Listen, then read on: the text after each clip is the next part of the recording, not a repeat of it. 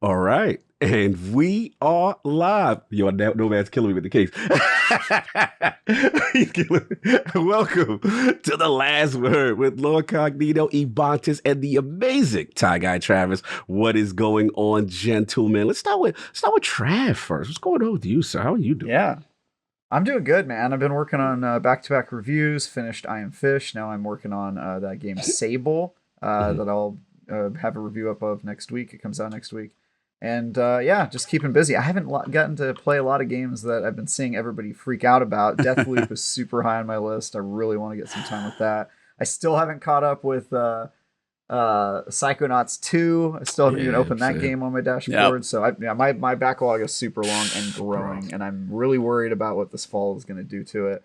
How about you, E? Let's see. I've played about 5-6 hours of Deathloop. It has its hooks in me deep, man. It's just a lot of fun. Now, I've never played an arcane game. I'd never played Dishonored, so I know I've missed out. Really? Yes. No way. So, whoa. Don't feel bad. We share that. Maddie kills me. And Maddie plays kills me all the time. Continue. I've heard really, really good things about like the movement and the level design and stuff like that. And I don't know if the level design would be quite as much as I heard about Dishonored 2, some like weird rotating church house thing. There's something I remember hearing about that in there that's crazy, but just I don't know, from watching New Rad's tell me he played Dishonored 1, there's a teleport move that you can eventually get, and it feels really smooth. Gunplay is actually pretty on point. I'm playing on PC, which had some bugs, but I kind of like verified the installation, seems to be good now. Overall, it just is a fun sandbox to toy around in, and the more you kind of learn, they had some nice quality of life things in there. I'm trying not to give away too much. We lost Nomad. And we lost our guest. Yes. Reconfigure. I'll take over. I'll talk. Sorry, he's Discord completely got cut out. We moved. We're good. He's in the right position. He's in his Hollywood square. He's in the right position. Yeah, he's in his square. Yeah. Yes. Circle takes the square. That's why they call him Nomad. All right. Yeah, he's Nomad because he's always on the move. All right. We got to introduce somebody. I know. Somebody special returning. I was getting there. I was just talking about that. But anyway. Still talking about Deathloop. Yeah, Deathloop's fun. I missed out. I haven't played Fist yet for PS5. That one looks good. There's a lot. As I said, I agree with you, Travis. The backlog is growing, I swear, by the minute. Kenna's next week. It's just going to be crazy. So you guys need to play Dishonored. Like, oh my God, dude. I know. Arcane is low-key one of the best developers in the game right now, which is I'm sorry, Trav, you're right, because I literally podcast. My defining new coach is like the Lord of Arcade, and he like kills me. He's like, you gotta play. I'm like, I know. Dude, seriously, that's why it was such a big move when Xbox bought Bethesda, because they're getting some of the best developers in the world. Arcane is super underrated as a studio. Playground Games, like they're kind of consolidating a lot of the really good developer teams. But yeah, Arcane games are amazing. So before we go too far, we have an amazing guest with us. So I've got to introduce him. So let's get to it. Welcome to The Last Word, episode number 166. Marasov and Savathun are currently playing their game of chess while we move like pawns in the system.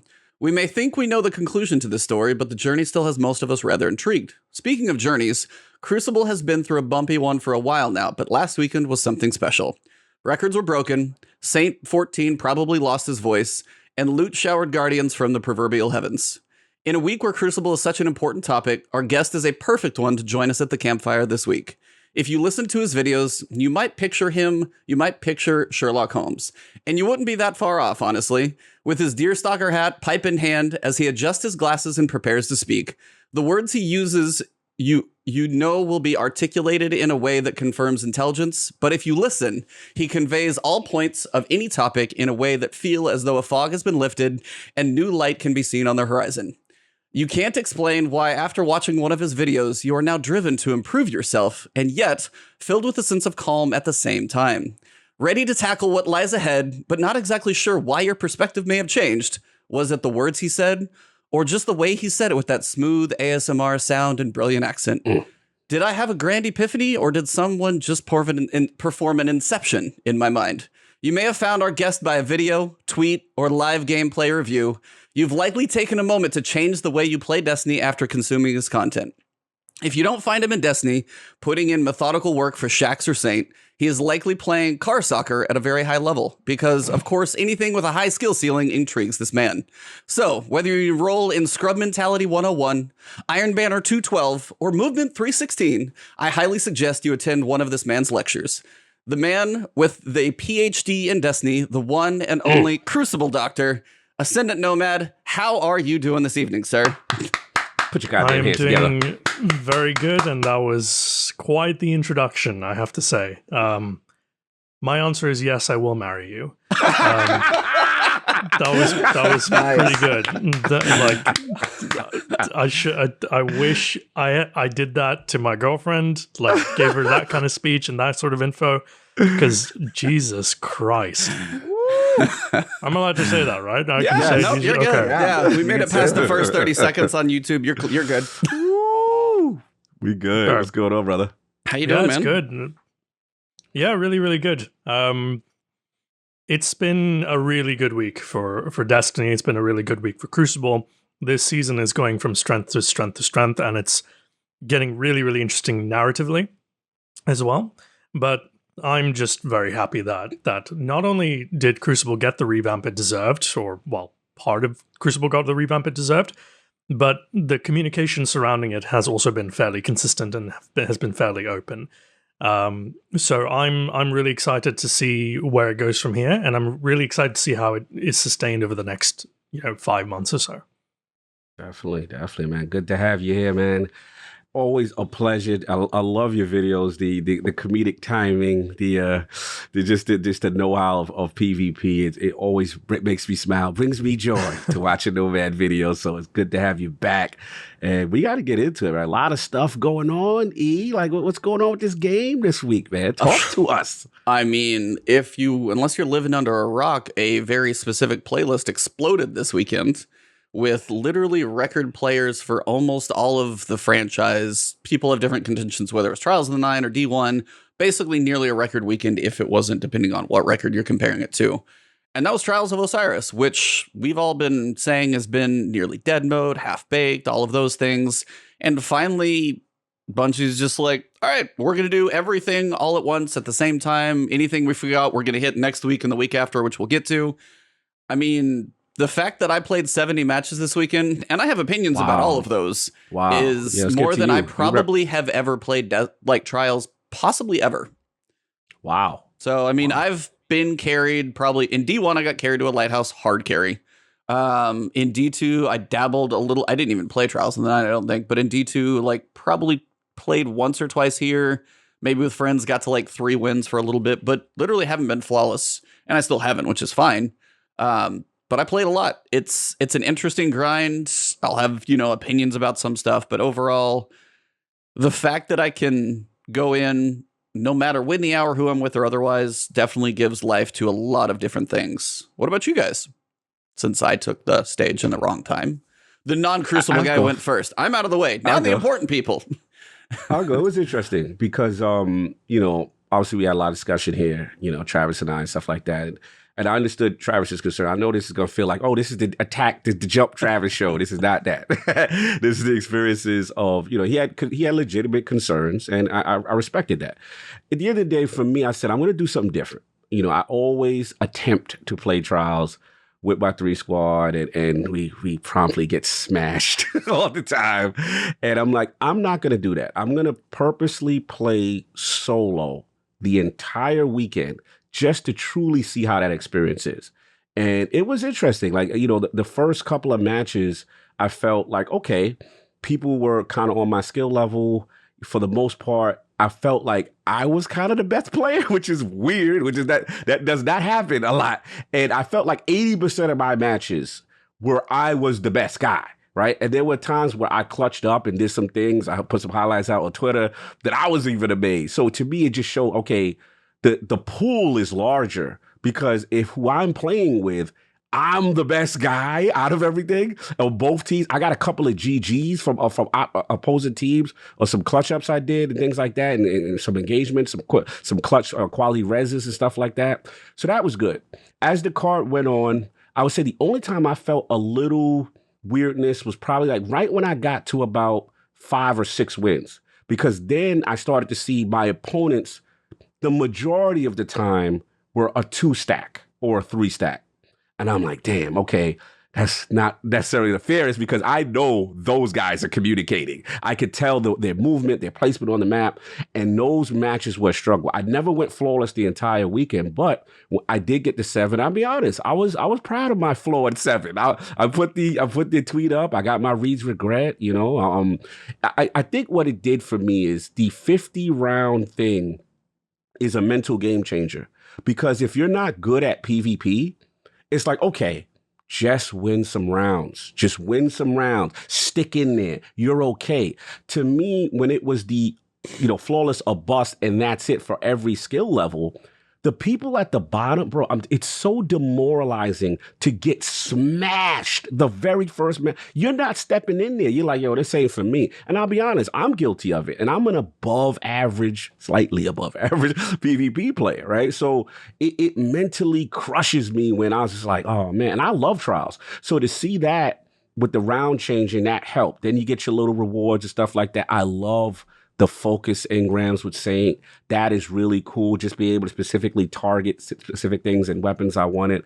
And yeah, overall, I thought I got to shout them out on the mats. I was always against them with low materials. When I play a Nightfall, I'm getting showered with prisms and all this other stuff. But PvP, which I love, I'm like, this is the most competitive thing going. So overall, like I said, great experience.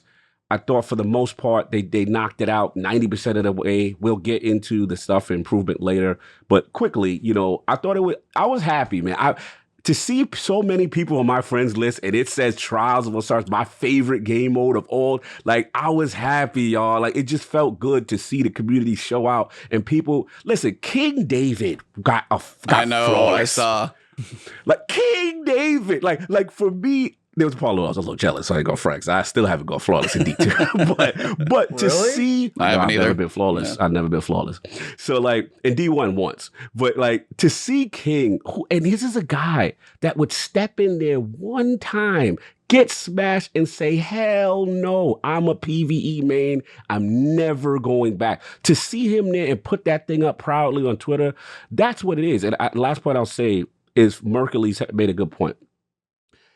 Is all the casuals going to go flawless? No, right? Are people in the elite, some people feel like, hey, it may be devalued. I understand that to a level, but to me, that playing field has not changed. You can still It has. play. I'll get to it. Yeah, we'll get to it. To me, if you are a guy who wants to go flawless, you'll play the elite of the elite. And what I like is that those guys get to, once they go flawless, technically continue to own their flawless card against other people with that skill set. So that to me still has not changed. The thing to me, which is great, is that a whole batch of people that would never play the mode are now playing, and the mode survives. So sorry, Travis, the numbers speak for themselves, bro. It just does. That's just what it is. You can't deny it. Now you could say, well, more people are going flawless. That minimizes mine, I guess, if you feel so. But to me, it's a weak argument, because at the end of the day, okay, well, at the end of the day, the way you've played previously in Trials before, you still can play now. Nothing has changed. You can still matchmake, and you can still play against other teams. And that's my final point. So I'll let Trav go. Yeah. So obviously I have a lot of thoughts on this, because this week the entire internet was hitting me up telling me that I'm wrong because lots of people were playing Trials. And I have to say, like, I think I said on the show, like, 10 times that I thought all the changes they were making to Trials were good, except I had concerns about matchmaking. And I think all of the other stuff, crossplay, pumping up the numbers, the system being more rewarding, getting rid of the special ammo carrying over from round to round so the rich don't get richer and the poor get poorer, all the little changes, all the changes big and small that they made, I think were hugely beneficial. And of course, matchmaking was beneficial to increasing player numbers. But the thing I said was that I was worried that if they added matchmaking, the experience that was previously Trials of going in with a team of 3 who are all communicating, playing against other teams that are sweaty 3-on-3, is essentially going to be gone, and it's not really going to be Trials anymore. And I stand by that. I think that's still true. And I think that what this has shown is that Destiny doesn't really have an end game activity for PvP players anymore right now.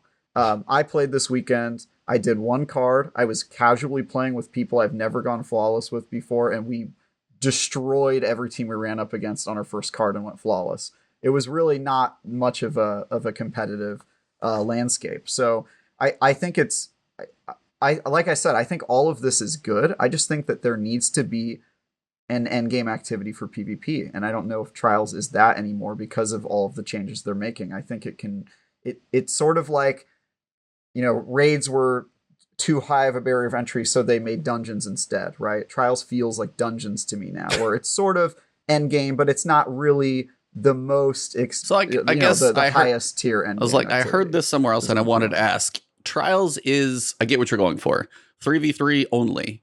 If there was if the population was bigger but was still all teams of 3, there's still basically a statistical chance that you're going to go through and have the experience that you did with your team of people that, don't really sync together too well, because there's going to be a big enough population, even if they're 3s or match made, that there are going to be some good and bad 3 stacks. Some play together more.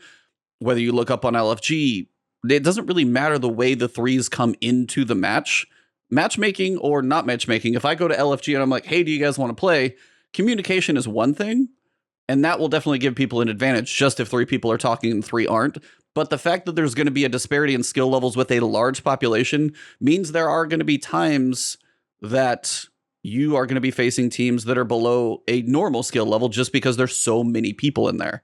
And believe me, I got stomped a lot, and I can vouch for the other side of that. But I was just saying, a big population is still going to give more people a chance, especially if you, like you, are going to be on a higher end, that you're going to probably stomp more people than you did before. So yeah, I just like I said, like I don't think any of the changes they made are bad. I don't think it's bad that more people are playing Trials. I don't think that it devalues my experience if more people go flawless. I think that's a stupid argument. My thing is just that for the people like me who want that like premium, ultra competitive experience, that doesn't exist in Destiny right now.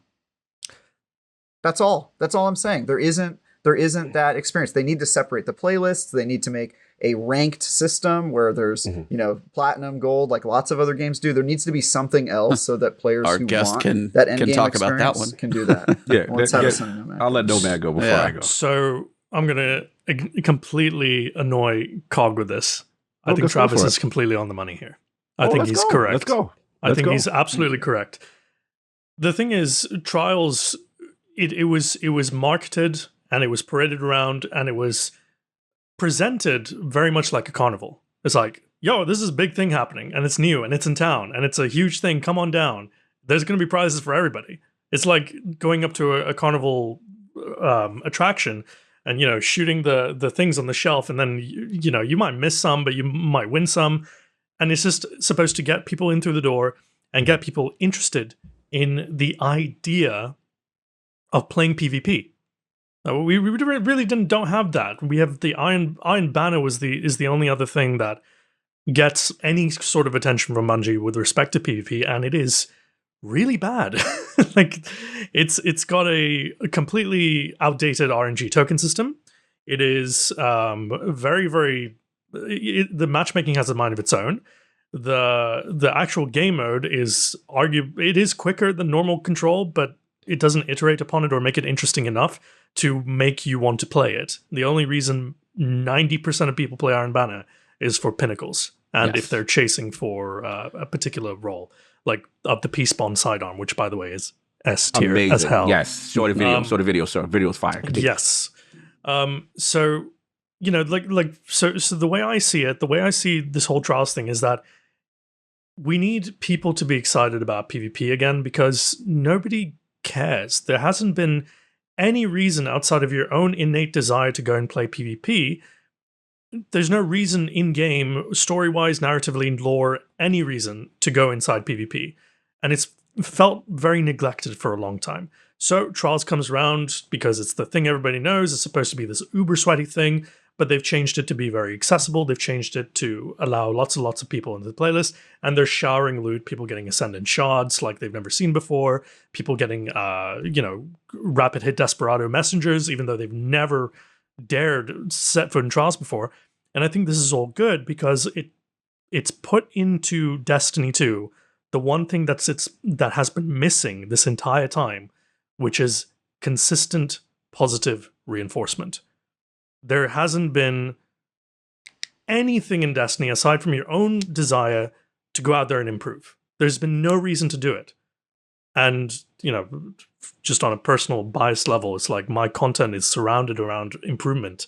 And there's a very good reason why I haven't grown as fast as I would like. It's because I love it. People don't care.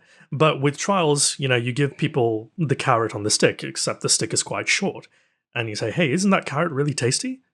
Well, guess what? In Witch Queen, fingers crossed, here's all the different ranking systems in competitive. We have a full competitive rework. Yep. We have, that's the one we need. Let's just bring in the Rocket League ranking system. We started bronze. We end up in like diamond, plat, Supersonic League, all that. Grand champion, sorry. And basically you whet the appetite again. You get people to think about PvP as not a joke anymore. That it is for the every person. And Trials is the carnival. Trials is supposed to be fun. But if you really want to sweat your balls off, that's what competitive's for. And right now, competitive isn't that. Yeah. So we're left with Trials, and Trials being the end game experience. I agree with Travis. It doesn't feel like that at all. Question. I need, for both of you who say that is not the end game experience, the competitive experience, I need what the parameters would be for both of you to say, okay, this makes it competitive. Is it a skill-based matchmaking aspect? Is it, what about the way Trials is configured now makes it no longer, is it just strictly because it's match? Because in my opinion, Travis feels it's matchmaking. The fact that matchmaking is in and that teams are not set, these are his words, that teams are not in teams of 3 communicating, right? That takes away from the hardcore sweater experience. So my challenge to that is then what makes it that? Does it have to have matchmaking for it to be that? Like that's my question. What defines that? Do you want to go first? Yeah. For me, I think it is always going to be a little bit trivialized when you compare it to other competitive aspects, because it's a looter shooter fundamentally. And the carrot on the end of the stick is ornaments, like guns, that sort of thing. So the primary reason why anybody would play it would be for those rewards.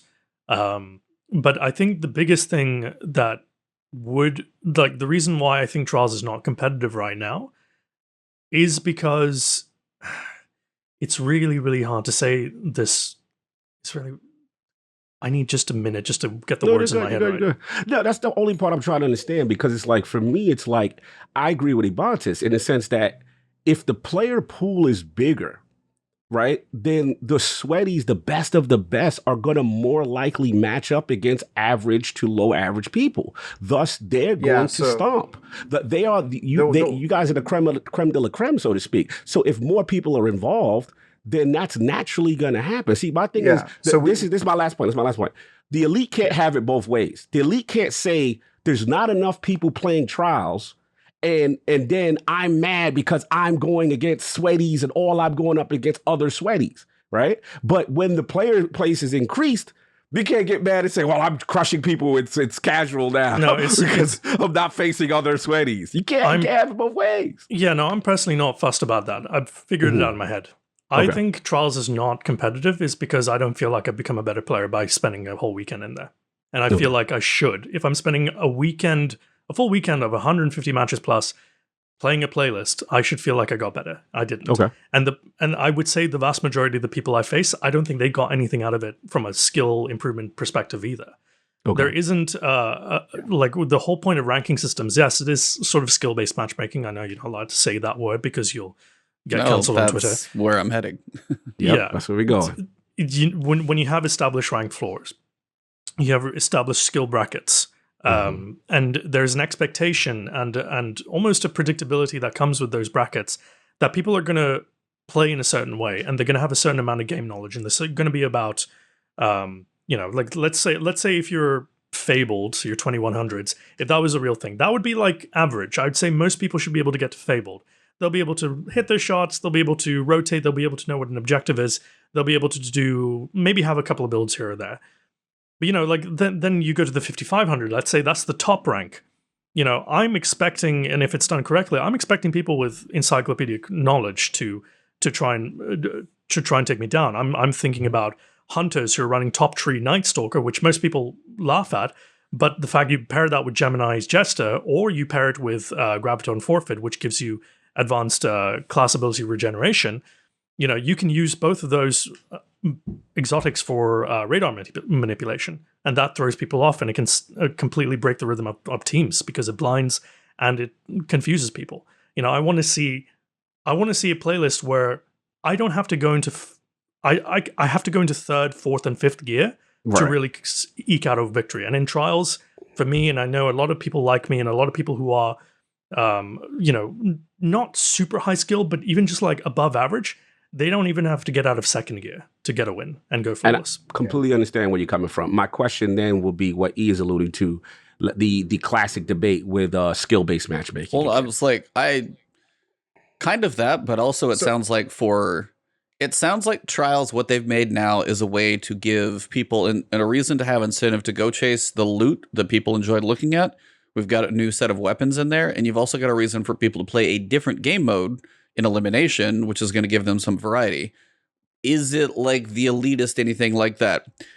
Nomad did a video a long time ago about what comp rework should be, and that, I think, when you go into I played StarCraft when I was, God knows how many years that's been, but even StarCraft rank or Rocket League rank or however you have the tiers, like if I log in and I'm in Diamond 2, no, I probably wouldn't be in Diamond. Let's move that down to Bronze. But whatever, like you're in, you've got a group of people around you that if you jump in, you're going to play around there. And then that way, as Nomad said, it's like, if I go in, I'm playing people around me. And this kind of goes back to the 70 matches I played. When I jumped in and there was a 3-stack, I was like, crap. Most of the time, just the way the movement would work, the communication, I was like, I think I got him here. I didn't catch the guy flanking. And again, there's things that I can kind of think of. But also it was the point where when I played like the solos or the 2v1 and 2v1, when I got in those, I was like, okay, these two are going here. They're kind of occupied. I can kind of flank around, catch them behind. And there's moments where I actually got to try different things without like the ultra elite knowing exactly the best thing to do. And I got a chance to learn in those. I just didn't get to experiment that much because those were so rare in my card. Because on those matches when it was like solos or 2v1s and it wasn't, and every so often I did beat a 3-stack, but it wasn't that often. When I would play through those matches, I was like, okay, this is what I want to experience like the whole way through for me at my level. And that would be a fun experience. There's some challenge, there's some sweat for me at my point, but also there's a point where it's like, hey, I can kind of work on my shots because I'm not seeing somebody slide through midair and hit me in a snipe.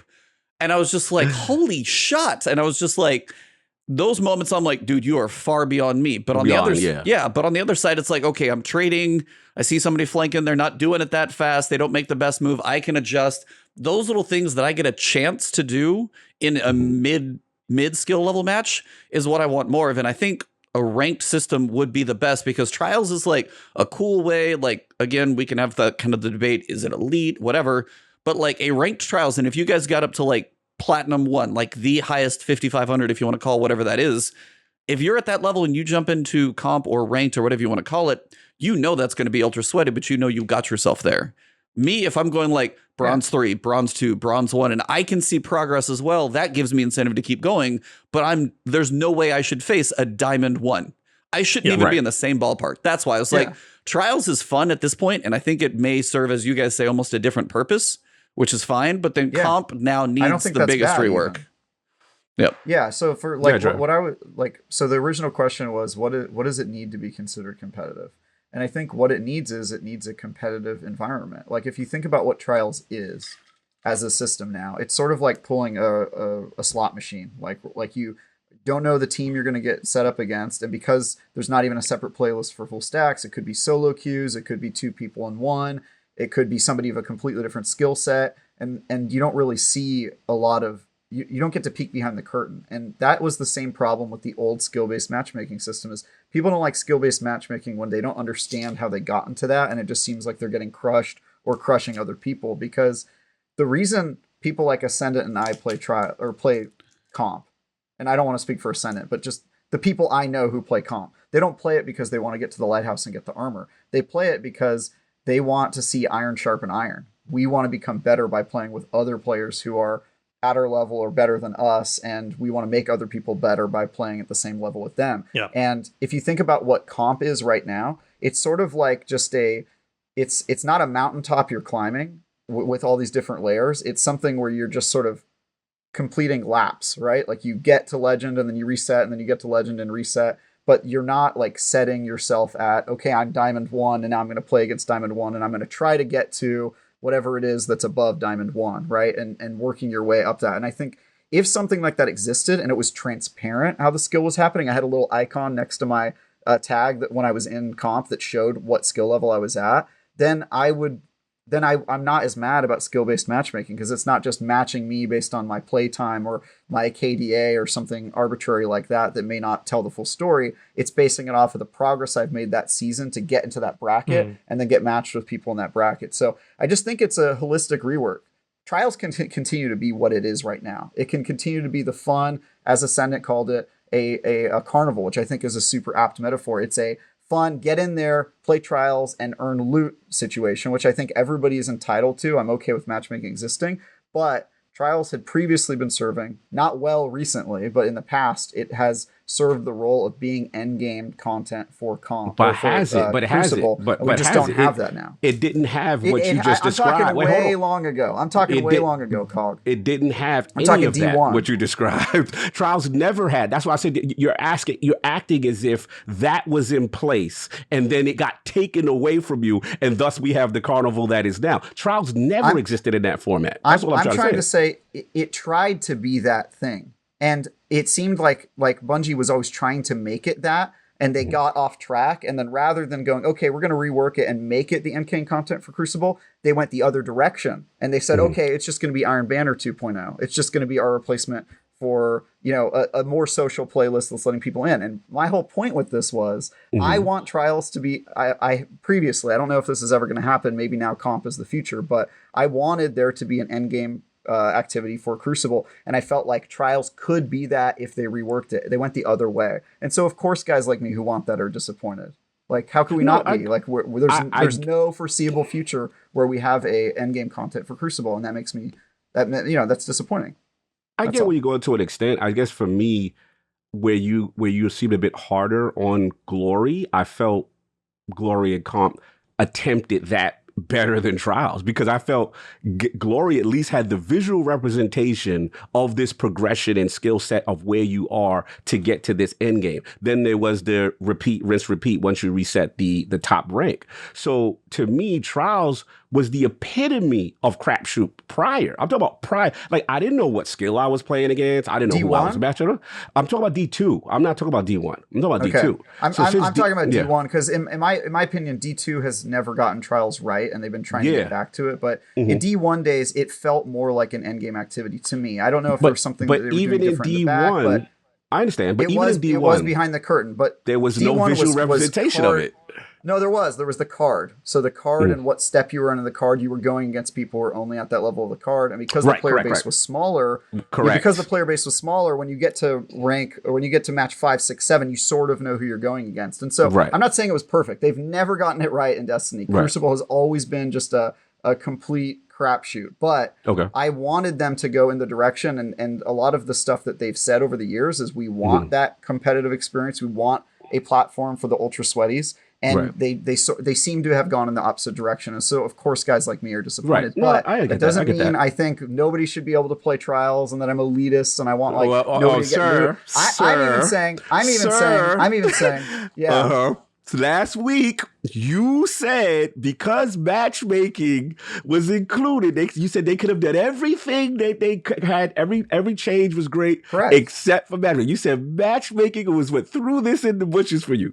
So again, with that involved, if I actually said, I said Trials was unnecessary. If they had done all of the other changes except for matchmaking, I think that they would have fixed 90% of the problem. With the fact that Trials was unrewarding, that it was not having a high player base, crossplay alone. Why is matchmaking getting all the credit for fixing Trials? Crossplay, dude. If you want to talk about increasing the player base, of course, at least on a console, because I play on console, there were so many more people just because of crossplay. So that's my whole point. But yeah, obviously, I think matchmaking is like that was sort of, to me, the signal of like, okay, it's no longer even trying to be end game content for Crucible. Like it's just they're just saying get in there, hop in casually, one single solo queue, and that sort of thing. And some solo queuers went flawless. I mean, you saw your King David. He said he was in a 2-stack and he went flawless. To me, that's like, and then guys like me, like we're not even trying. Like I literally went flawless my first card with DJ Oros and Minj and those guys that you've played Shout out with. to DJ Oros and Minj. Let me put this last question. Let me put this last question. Nomad's been contemplating on this a lot. Yeah, I'm gonna get Nomad. My bad. Let Nomad talk. Yeah, Nomad. I got one more. We've been debating you. this for weeks, so we got history here. Yes. Thanks. I feel like I've walked in on a lover's quarrel here. Yeah, you have. Seriously. He's not sleeping in the house tonight. That's it. Wow, didn't even get kicked to the couch. Big fight. I think so. The matchmaking point is definitely an interesting one, and we can debate the merits of whether or not matchmaking is the sole reason why Trials is or isn't competitive. But on a more fundamental level, we have to keep our expectations in check, because this game is not ever going to reach the level of competitiveness that we like to compare it to holistically. Because of peer-to-peer. I've said that too many times on the show. So because of peer-to-peer. So, you know, whatever Bungie does with respect to matchmaking, I feel like is very much just trying to solve that issue well. And it's a miracle it works as well as it does sometimes. Though I don't think any of us individually, privately, publicly, whatever, can ever go 1 week without having a terribly laggy match. So the system has limitations, and if they really wanted to make a truly competitive game, they port everything over to dedicated servers. They have PTRs where they can test rule sets, they can test new maps. There needs to be the culture to support it too. And I'm not talking about the 15-year-olds on Twitter who create rule sets and harass content creators. I'm talking about like generally from the ground up, like something that's endorsed by an external organization, or Bungie sets up an external organization to handle competitive, create tournaments, to update their TOS so that they can have more than $10,000 as prize money, because right now everybody's playing for like $20 or 7-Eleven gift cards, which is adorable. But it's like ultimately trying to make a mountain of a molehill is personally not in my best interest. I try not to think too much about what it could be, because the bones aren't there right now, and until they actually make an effort to make the bones more solid, it's a bit of a moot point, isn't it? Yeah, that's all I was trying to say. I think for me, you know, I got to the point with Bungie, just with the whole separation between PvP and PvE, the non-separation sometimes, you know, when it comes to balancing and sandbox, it's just a game that, in my opinion, they have proven it's just too difficult to balance, right? So on that fundamental core level of weapon sandbox, I never looked at this game as the ultimate competitive. Like Halo, I look at like an arena shooter, balanced map placement, map control. That's the epitome of PvP balance, and you can tweak and work in that sandbox better. But Destiny just has so many extra variables, and then abilities. Let's be real. Like we can were I at speak a to that actually? Yes, sorry. Please, sorry to interrupt. No, please do. I know I was ragging on the scrim scene just now because it's easy. But I do want to give them credit actually, because some of the rule sets they do come up with, they generally like to sit down and they look at the stuff and they say, okay, this is really, really powerful. We're going to omit that. And this is really, really easy to proc, so we're going to omit that. We're going to ban this, we're going to ban that. And you look at these rule sets and they look ridiculous on the face of things. They look like no fun allowed is the best way to describe it. But then you sit down and you actually play with them. And you get a glimpse of what might be, which is the most tragic thing. You really, they really do think about them, and they do think about how it all plays together. And yes, sometimes it gets a bit samey. Everybody runs hand cannon shotgun anyways. It's a wonderful look at what would happen to the Crucible if gunplay and gunplay only was allowed to shine.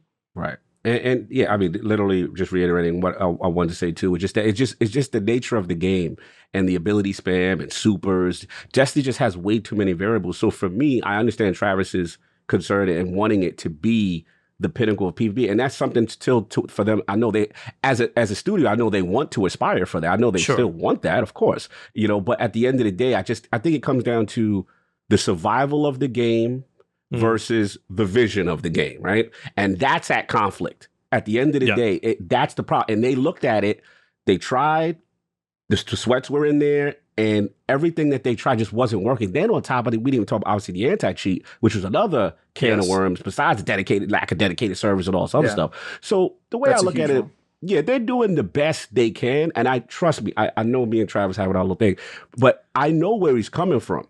I know what he's saying to his core is right in the sense that this is not the PvP hardcore. I'm going to learn, I'm going to get better at the highest level. And I've already, what's the word? You just say like, okay, forget it. It's never going to be that. You're currently in the stage of acceptance. You already passed grief and anger. You're now in acceptance. I always was there. Yeah, I was there.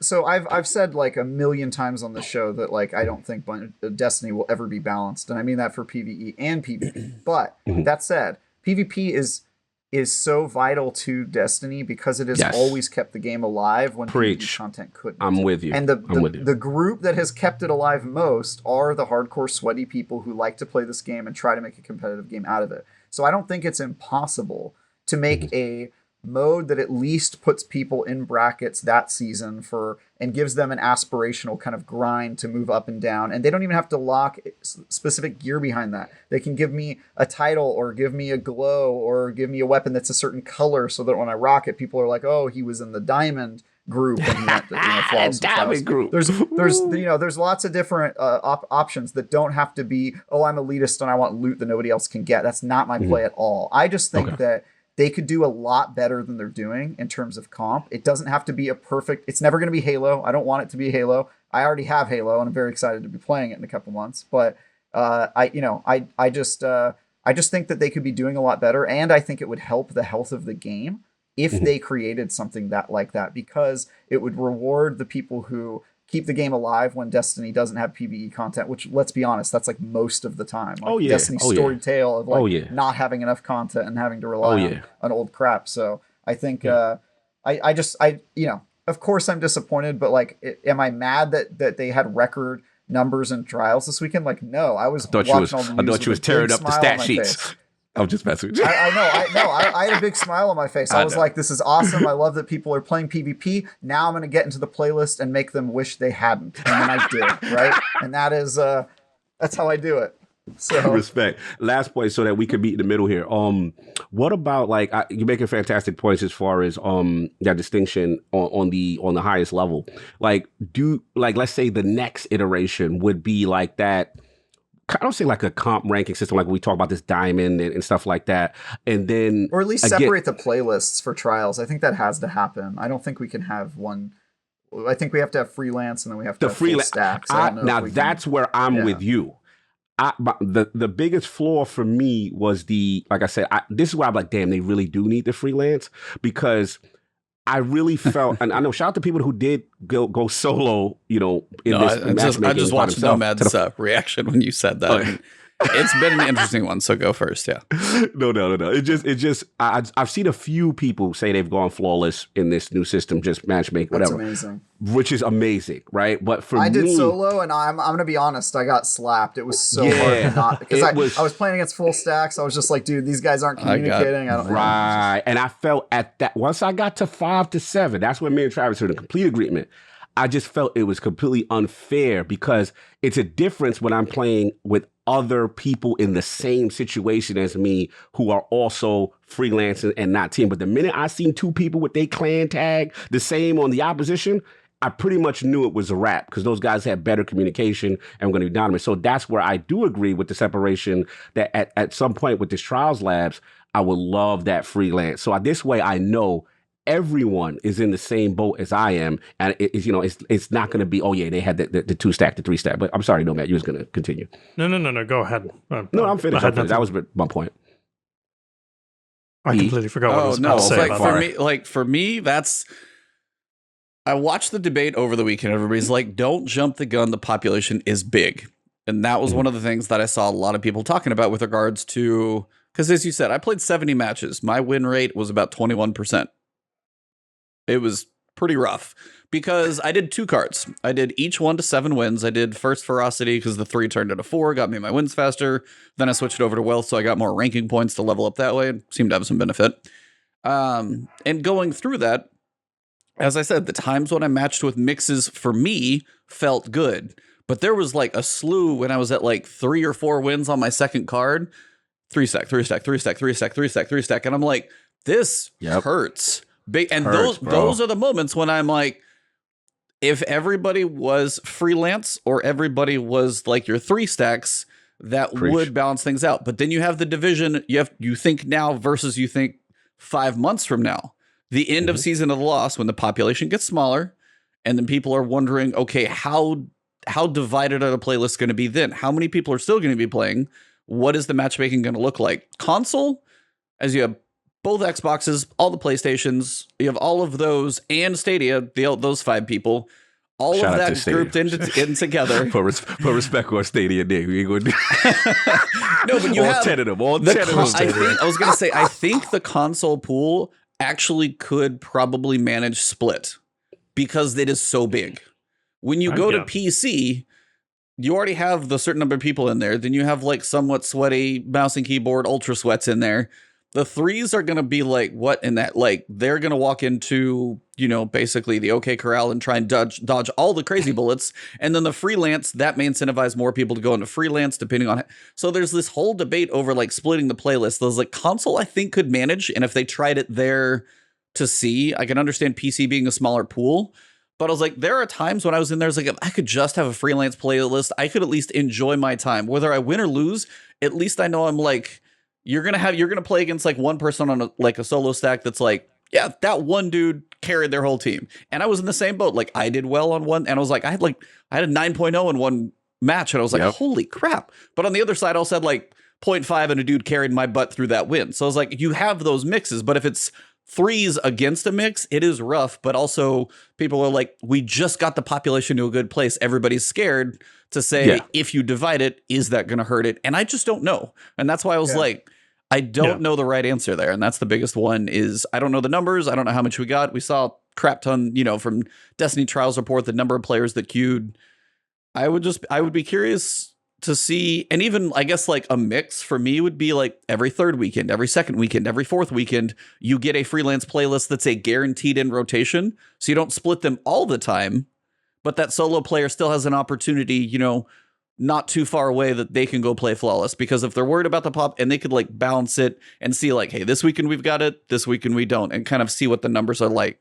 Just wondering if that would even work since we don't know yet. It might work as long as it's telegraphed and marketed ahead of time, like this revamp was. Like, say, hey, this is Solo's playlist is coming out. Just like, even if it's a TWAB mention. The point is you need to make people aware about it. You need to encourage people to actually try it out.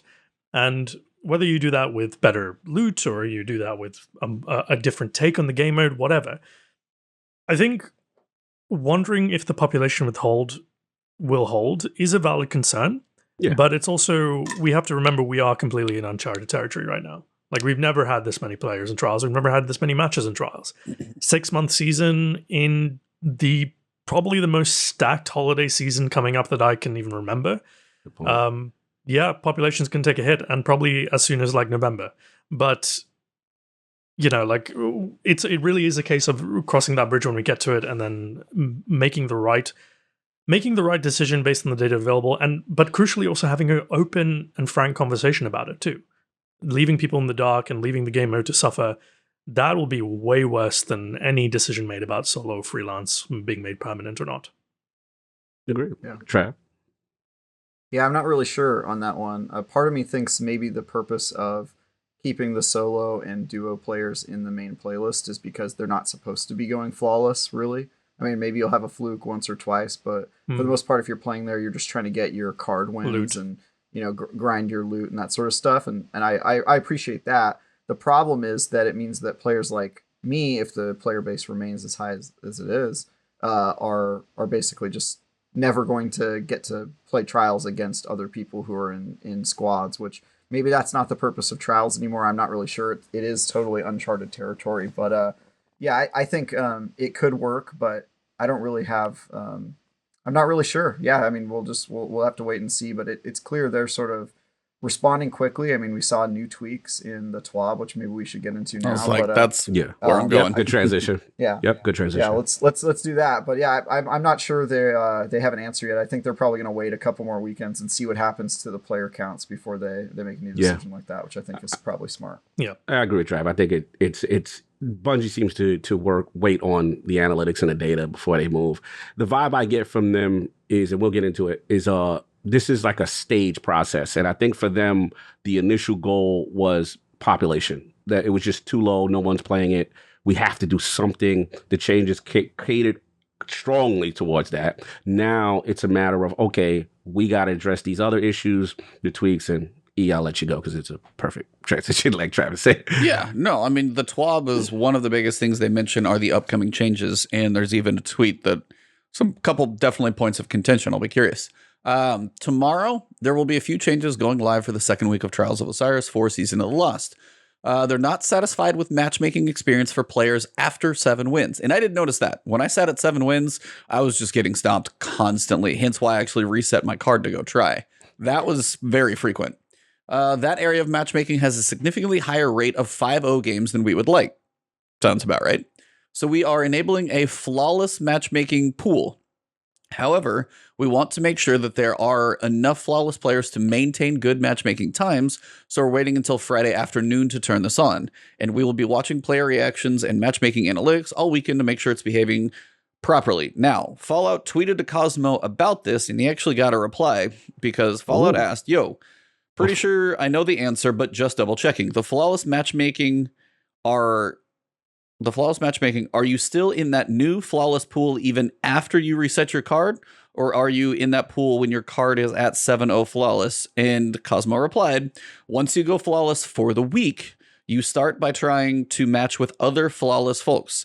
It may eventually resort to matching against non-flawless, but it resets every weekend. So if you get a flawless ticket at any point in the weekend, you are now considered flawless, in that 7-0 matchmaking, it sounds like. So before I go any farther, because that literally happened not that long ago, I wanted to get kind of everybody's thoughts, especially the 2 more hardcore who may get stuck in the flawless at that point. I want to hit Trav. Yeah, my initial thought to this was that the longer the weekend goes on, the easier it's going to be for everyone to go flawless, because all the people who already flawless are going to be in a separate matchmaking playlist. And so I like that there's a way for flawless people to play against other flawless. I think that's great. But it makes me wonder, like, is everyone going to be in that playlist by the end? Because then you're only playing against people who haven't gone flawless yet. And I haven't seen it in action yet, so I have no idea. But that was my first thought is, dang, so if you want to go flawless, just wait till Monday morning, hop on with your friends, and only end up in a crew of people who aren't good enough to have gone flawless by Monday yet. Like, that seems crazy to me. Now you're going to start ranking. You got a Friday flawless? That's hard. Saturday flawless is like medium. Sunday flawless, a little casual. Yeah. And then like Monday flawless, like Monday flawless. Everybody come on in. Yeah, the Lighthouse is open. No. The real time is Tuesday morning before. Yes. Tuesday morning. Ooh, that's a cream right there. Yeah, I think like. Because sometimes, like this weekend, for example, I didn't even get to play until Monday because I was super busy with reviews over the weekend. So, like, I'm worried that, like, I'll have missed the boat. Like, my trials experience is basically going to be like, all right, you just smash these children in the face, and then you can start playing with your boys. I just don't feel like that's a good opening to my trials weekend. So. You don't want to go pull up on the playground and start challenging I kids? don't, dude. I don't, man. I'm not trying to. Hey, I'm not trying to fight an 8-year-old. Cog, you and me. Monday night, we got this. Monday night, you guys could use the stop padding, eh? Yeah, bro, I need my training wheels. Let's go. So ahead, my view on this is it's tricky. I'm very hesitant to give reactions to things we haven't seen yet. But on the face of it, this is going to suck for people who like to help people to the lighthouse. Yeah. That's going to absolutely suck. Yeah. Carries are not going to happen. or they're going to happen, but they're going to be harder for a lot of people. It is interesting that you said that, like what Travis said, it's like eventually, if the population holds and the people keep playing and they are encouraged to keep playing because they know the sweaty people won't be in their playlist, everybody will go flawless. And then what happens there is they'll get their flawless and be like, okay, I'm just going to be I'm matching out. with like 2.3s and 3.3s and 4.3s. I'm out. So you'll see do it an once. increase of. So what I'm predicting is you might actually see a net increase, or rather the same amount of people going flawless if the population holds, but way less matches played. Mm. So when you see the trials report statistics at the end of on Monday or Tuesday, I think we're going to see maybe a third reduction in matches because you're going to see people playing less. You're going to have the average players and above average players. They might stick around. They might give it a go. They might, like, you know, if you have a chance for an adept Shayur at the end of the match or adept flawless weapon, you know, facing off against another 7-0 team, another flawless team is, well, it's earned, right? You did that once, you should do it again. So idealistically, makes perfect sense. In reality, not sure about this. I think it'll kill the replayability for a lot of players. Sweats will play actually, regardless. Before you go, Cog, one more thing I realized that I think it might be a problem. People who are trying to grind for god rolls on weapons or armor or what have you, I could see them intentionally throwing cards so that they can stay in the non-flawless matchmaking lists for the week. And then they're just getting to 6 wins, throwing the matches, or just resetting their cards, and then just doing that over and over again to grind for stuff. So just like we had when the initial trials relaunch, where people were losing after the 3rd match or resetting their cards so that they could just crush the easy matches, I could see that happening because of the way the loot game works now. So like I said, like matchmaking and this whole system, it's going to introduce new complexities that we haven't thought of yet, and I think that's possibly one of them. Go ahead. I see you. No, I'm just like, I'm literally reading the feedback from Twitter as I'm going through because it's coming here. So Grenader Jake, wait, so even if I reset my card after going flawless, I'm going to match flawless teams the rest of the weekend. That will make helping people flawless kind of tough, as you guys stated. Couldn't I just avoid this by resetting my card at 6 wins every time and stopping myself from going flawless? So that's one. It is confirmed. Is it character or account based? It is account based. So it's even broader. They said they will be watching both analytics and feedback and trying to balance fast matches with good matches across the player base. It's definitely not set in stone. Those are the big 3. I'm trying to see if Cosmo replied to anything, but those were a couple big ones. And even Fallout's reply was just ... Oh.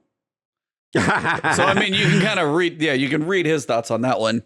But yeah, it's like carries is going to be tough, but also in turn, it's like, are they trying? Actually, that's the solution to carries, though, isn't it? Like if you're carrying someone Nomad, you can just get to 6 wins and reset your card and let the person you're carrying get the 7th win. So 100%. You just do that, and then you go flawless at the end of the week. Like on Monday, you go and make Cog and E cry on Monday morning. Yeah, we'll go and be like, who's this guy? This guy's not supposed to be here. Listen. Yeah. No, it's really strange. Like I understand that it will, but this is the thing I don't understand is they said that the reason for doing this is that they found that most matches at 7 were resulting in 5-0s, right? Yes. Or higher than expected percentage. Yeah. And that was actually my experience. I can confirm that. When I was doing my helps and I was carrying people in my server and in my clan, one of us would actually just, do you have a flawless card? And usually be me or my other carry partner, and say, yeah, okay, we're going to queue in on your lead. So we queued in for flawless games when other people were at 0, and we had easier matches the whole way through. So there was something broken. There was 100% something that needed to be fixed. But I'm not really sure that locking flawless people behind flawless tickets only is the right way to go, especially given that 30% of the population went flawless. Right. Yeah. That doesn't seem like a good solution to me. But then again, it's one weekend and they said they might change it. So let's give it a go. I'm not optimistic about it. I don't think really anybody is when you think about it for more than 2 seconds. But it doesn't solve the problem. It doesn't solve the problem. Anyway.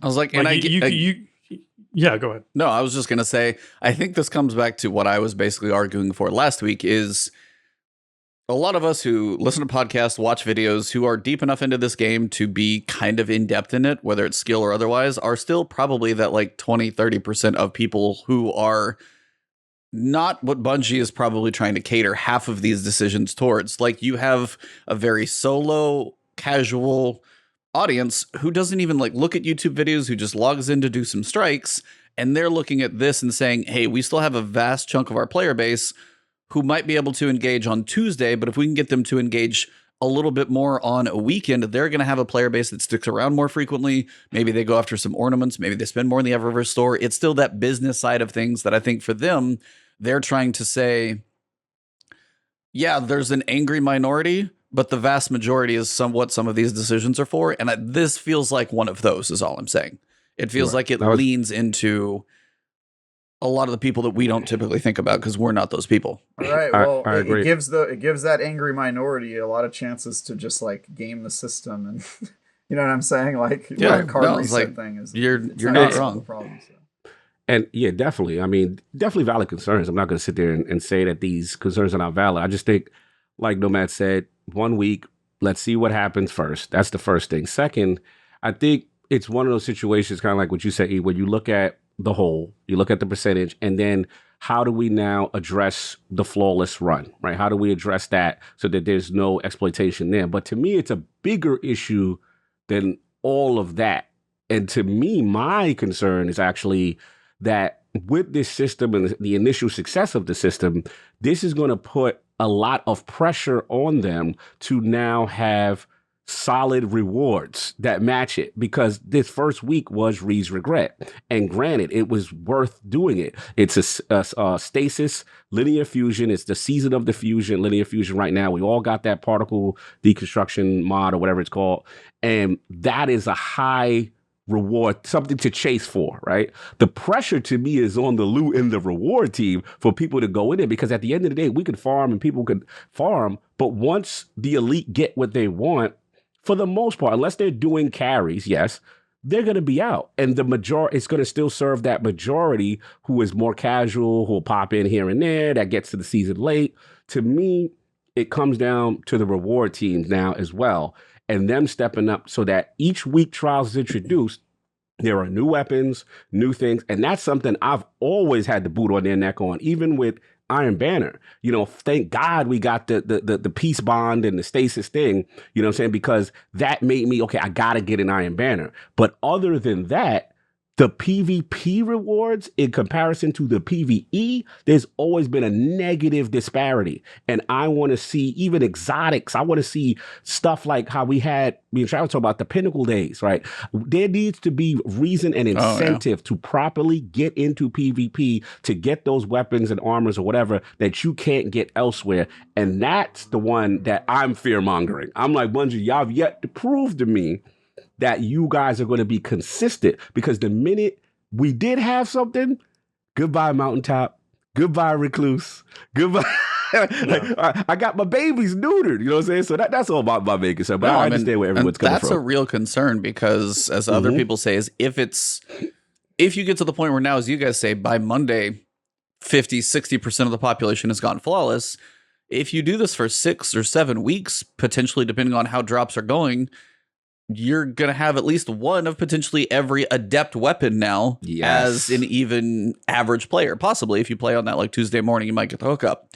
But like, then is that the point? Like, how long does that carrot on the stick out there? If you like, I've done the sweaty trials, it's fun for a little bit, gives me a little bit of a reward.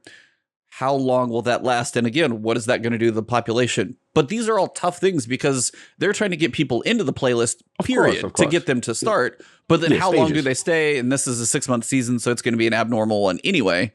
But when you turn around and say like, hey, once you've got the weapon, are they going to go back in there?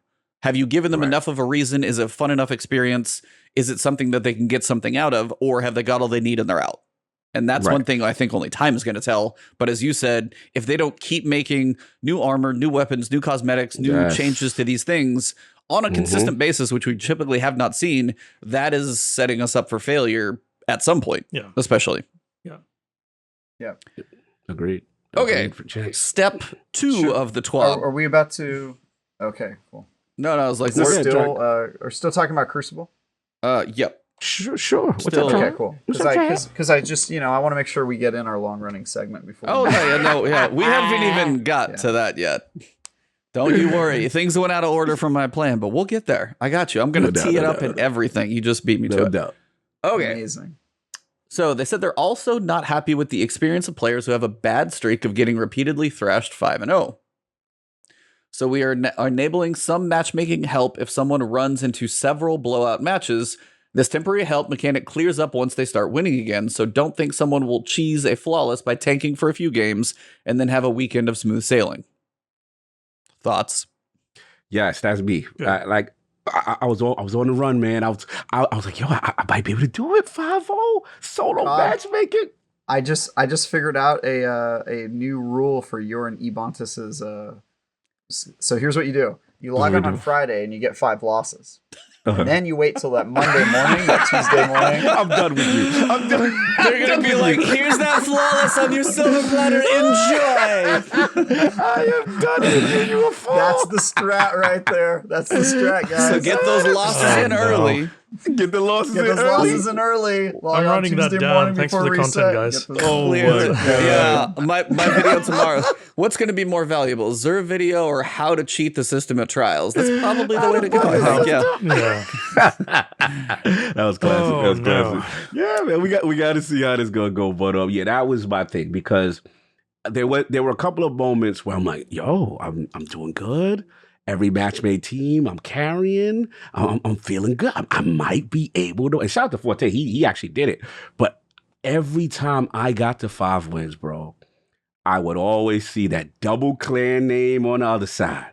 That 3 stack on the other side.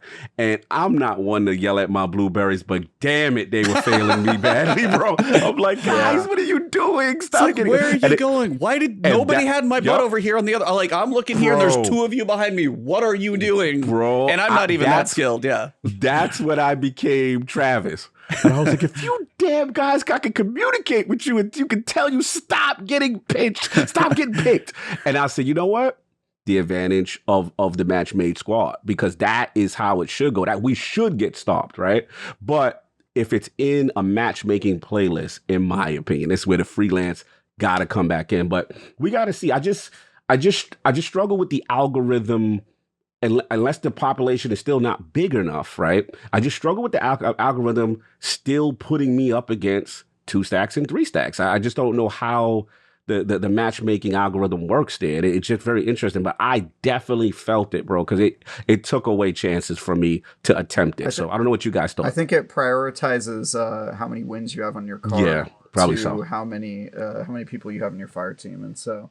Yeah. Yeah, clearly the playlists are big, but it's still a minority of players in Destiny. So Yeah. Yep. What do you guys think? Nomad, what you think? Nomad, any thoughts I about the don't know, whole man. 5-0 matchmaking? You got to protect the average player. You have to make sure that their experience isn't a negative one. From what I've seen, I feel like for a lot of people who are getting thrashed, for a lot of people who are struggling in the playlist, for them at least there was loot. Yeah. At least that was what made it all better. Is the round wins, the reputation, all that. That will get old. They'll get their loot, they'll get their roles that they want, and they'll be happy with that. And then, like we said before, it's like, is the core experience fun enough to keep playing? And if the core experience for them is getting thrashed 5-0, you got to address that. And I think they're right to address it. I'm not sure if artificially taking people out of a pool and putting them into another artificial pool within the same pool is the solution.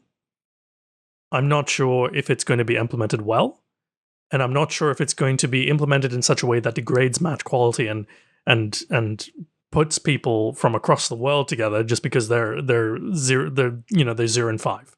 So there's a lot of unknowns here. There's a lot of question marks, but the fact that they're trying this and the fact that they're even trying to address that, even messing with the matchmaking algorithm in ways we've never seen before. Yeah, I've never seen this. Yeah. That's interesting to me. That I think somebody who's running the show is very sharp and very switched on, because that's an experiment I've never seen before. And just to jump in, that's what's giving me hope.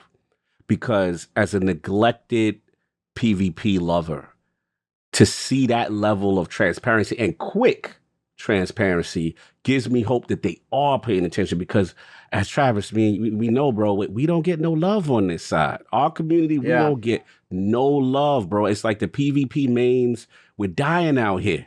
and to see them even talk about it, I'm like, oh, daddy's spending time with me today. If I can give a Bungie please for this thing, I'm fine. I'm fine with Bungie doing this rule where if you lose 5 times, you get added to a separate playlist. But after Trials is over, on Tuesday at reset, Bungie must release a full, unabridged list of all the gamer tags that were in that playlist over the weekend. If they ever appeared. And there's a separate sub-list on that of people who ended the weekend in that playlist. People who stayed there, right? I'm done. I want that to be published. Then it'll be okay. I'm done. You sound like How's Teddy. that sound? You want public shaming right there. And then the top of that list, Tie Guy Travis. Yeah, exactly. Top of the list. Tiger Travis. He lost those 5 matches on Friday, and he forgot to log in on Tuesday morning. Amazing. He got stuck in a review, and man, we're just first one in. Travis got in at 12:05. Everybody else followed right behind. The first team to enter that playlist, I should get one of those belts that the raid teams get. I think you get don't you get suspenders? This isn't anything to brag about. You get like the carry suspenders that you need. I'm done. Classic. No, but I all seriousness, I'm fine with this. I don't think it really bothers anybody. I think it will be important that they not let this like they said, they say don't worry, they'll get out of this playlist once they get a few wins. That needs to happen, but we'll see how it affects the playlist. Yeah. I don't really care about this, to be clear. One more thing they are adding this weekend is quitter penalties, which is good. Can't tell how many people got couple rounds in, you'd see somebody drop out. They're like, it's a 3 stack. I already lost 2. Let me get out of here. Then you completely screw your entire rest of them. There's no incentive not to. They're just going to go find another match. Awful. Yeah, I hated playing against 3v2s. It sucked. Me too. Yeah. It sucked, bro. Now, no matter, I'm with you. It didn't happen to me, but I faced teams that we stomped them first 3 rounds. Yeah. And then one of their guys with they left, and I'm like, that's messed up. Don't do those 2 dudes like that. On the flip side, there are lots of emote parties and trials. Lots of high fives with the enemy teams. Lots of the aeroplane emote. But like, bro, I got a lot of GGs post match. Yeah. People were happy to play, but we got to fix. They got a serious penalties for guys that do it. Not in no trials. You can't do that. Bro. Going back to the question, what would make it competitive? There we go. That's another one. That's another one. Yeah. So next week, so this Friday is this week that we're talking about. The following week, which will be 23rd, 24th, I guess, math-wise. In addition to our 24th. First Trials Labs, spoiler alert, it is a capture zone trials. It'll be actually a different mechanic to trials. We will be disabling the special ammo replenishment on Revive. I didn't know it did that, or I wasn't paying attention, but I didn't know on Revive you get your special ammo back. Is that... Yeah. I'm just apparently that unaware. Yeah, you get your special ammo back. Well, Not that you want to throw. I always carry that shotgun primed. So yeah, you boom. You don't want to throw, obviously, just so you get a bit more special ammo. That's silly. You put your team a man down, but like, that was the thinking. I'm surprised it wasn't. It is a thing. Yeah, it's like that seems like something. Yeah. So we'll be disabling. Special ammo replenishment on Revive. You still get special ammo if you kill someone or when you start the next round. That seems practical. I didn't know the other one was there. They said they're also disabling the matchmaking counter on the Trials of Osiris lobby. You won't be able to tell how many players have joined, but will be told when they join. We also fixed an issue preventing you from being able to masterwork weapons from St. 14's, the rank rewards. Apparently you couldn't masterwork the couple that they showed if you went through the ranks. I saw a cool guy tweet about this probably first. He may have not been the first, but it's the first one that came into my thread. Yeah. About cool like guy. if they saw 5 to 6, then they were good because they're like, okay, we got 2 waiting on 1 more as opposed to just switching in. So between the leaving penalties and then also the fact that you can't see the counter, people can't hunt down the solos or the 2s or the singles as a 3 stack, which it's already random enough for us solos. You three shouldn't get another advantage to be like, oh look, here's a good one like that. Or was it random? I'm not convinced it was as random as you think. I think the reason you got matched up against so many people is because the 3 stacks were hunting for solo cures and duo cures. Yeah, so that'll be coming. So that'll be next week. Brought it up. Yeah, so it's like, and again, as you said, Cog, like these are fast. This week we've got this many changes coming in to check on matchmaking, see what the flawless does. That'll be a work in progress probably. Next week, now I've got matchmaking. The penalties come in. You've got the lobby that you can't see, the special ammo. They're actively watching trials on a weekly basis to really try and give this some nourishment, which is, you guys have said, it's been, what, 2 years since we've had a map and all this renewed focus. Like, it's been so long to see this much focus on it is it's weird. It's really weird to see this much focus on it with no, like, seasonal content directed toward it, no new maps, no new game modes. It's like, wow, they're really all in for...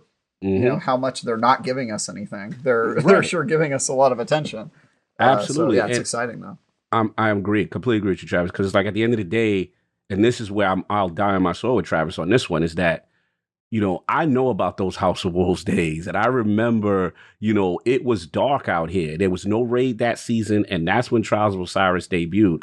And I don't care what anyone say, like Trials had Destiny on its back. PvP had it on its back, and to see that renewed focus towards it goes to show you that if you put the time, the resources, and dedication, you can keep this game alive with a pillar that you've already proven you've done it before in D1, right? So now to see them with this level of agility and transparency, this is what I want to continue to see, because when Trials is good and when PvP is good, look what this game does. Look at the engagement you get. It should be a stark reminder to them. Yeah, we need, this is a core pillar of the experience, not an additive experience. This is core, and keep on, man. And I love it. This is great to see. Keep on with it, man. We got to just get trapped. I've always thought that they should since they have these long seasons and they only use like 6 weeks of it for the PvE content. I've always thought, why don't they do the second half of the season where nothing's happening? Why don't they make that the PvP focused stuff and do Iron Banner and Trials and the new map releases and all that stuff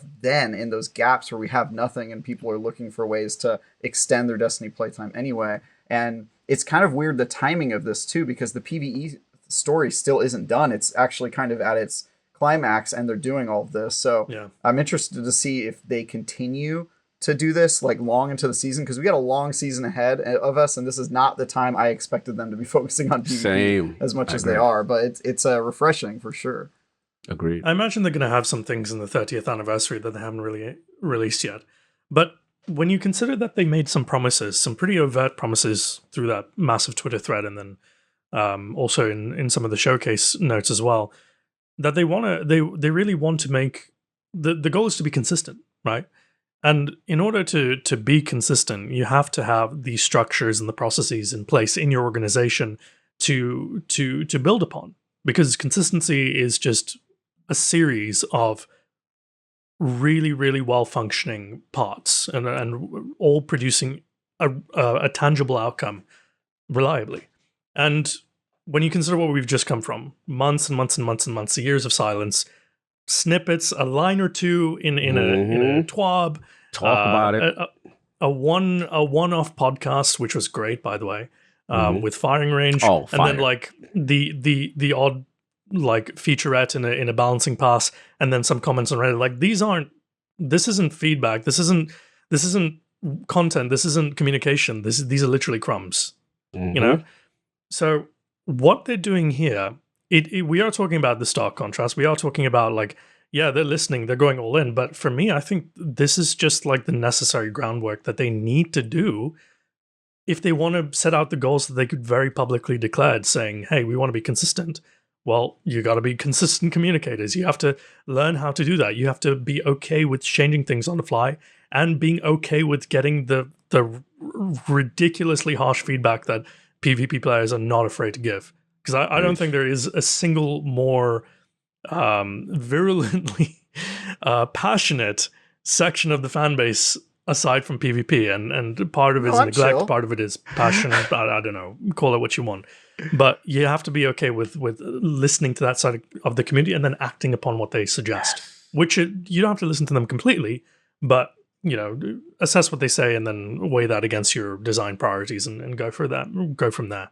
So what they're doing right now, to me, it's really, really good. But it's also, if they didn't do this, I'd be really, really concerned about their promises. Yeah. Me and Travis said it week after week. We're like, yo, do they even care about it? Have the resources going to the new IP matter? Is PvP something they even want to continue? We've had deep discussions because, like you said beautifully, that Nomad, like, it was bursting breadcrumbs. There was seasons upon season at some point, right, that there were nothing. There was literally no mention of PvP. And that was very concerning. So to me, to see this level shows that there is a recommitment. We know that they're still hiring. They're still doing things. Obviously, we know the work's not done. We need maps. We need, the reward system. We're not there. But what I like is let's build and fix the foundation of the house. That's how I look at this. This is house foundation stuff, right? Once we get the house right, then we can expand and get the greater goods. And now I have confidence that they care about me, that they care about us. Daddy's talking to us again. I was feeling the way we were. E was getting all the love. E, every TWAB is all about E and his wants and his armor and all this. And Paul, Quarkhog, and Trav sitting here suffering like neglected children. And finally, Daddy told me to play with us again. Daddy came in with the Gucci. Second time I've been rejected. I was gonna say somebody's gonna read into this podcast and be like, "Cog, how's childhood? You okay? How's your childhood life? Was you okay?" Somebody's I like, think this is probably the second time Cog and I are experiencing or fatherhood neglect. Fatherhood neglect, man. Your dad will be back any day now. That's what you know what? Remember Travis? But that's what he told us last time. That's what he told us last time. He said he's going to be back. And he's with a renewed focus, right? Yes, renewed focus. And Nomad, I'll have you know, Cog and E know me as a PvP main who has very soft takes. I don't take really hardline positions. I'm not passionate. Yeah, sure. Yeah. So, you're level-headed. You're just an everyman. You completely play maybe 1 hour a month. So who cares? Yeah. Good discussion. That is a perfect time to take us into our long-running segment. I'm going to pass it over to Travis. Sir, the floor is yours. All right, Ascendant Nomad, welcome. I am glad I get to talk to you because I saw your episode with Ebontis and Cog before I was a regular on the show, and I thought you had some pretty great insights. We have a long-running segment on the show, and long-running meaning that this is like the third time we've done it, and I love to do it every chance I get. And it's a segment called Let's Help Ebontis.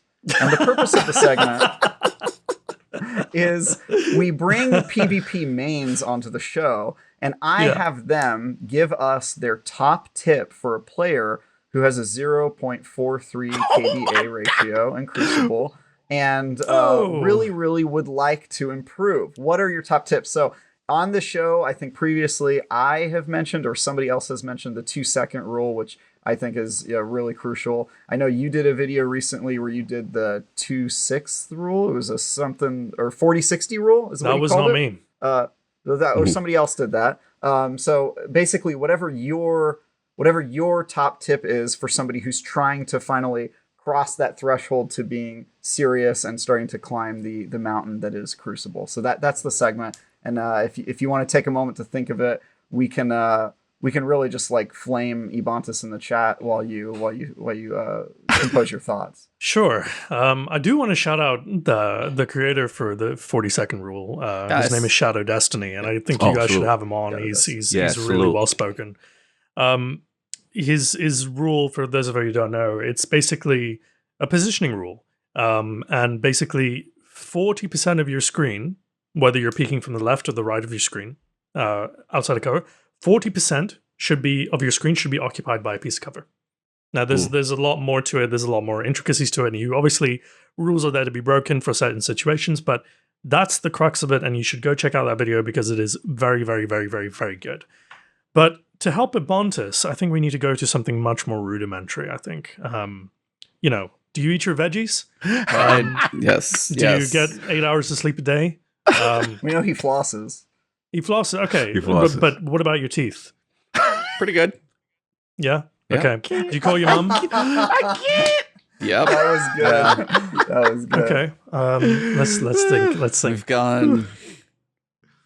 Yes. You know, Has I your joked in your intro. I gave you different classes for like, Scrub Mentality 101, Iron Banner 212. I'm Sure. pretty sure I'm in kindergarten right now, so this is going over real well. Thanks. Okay.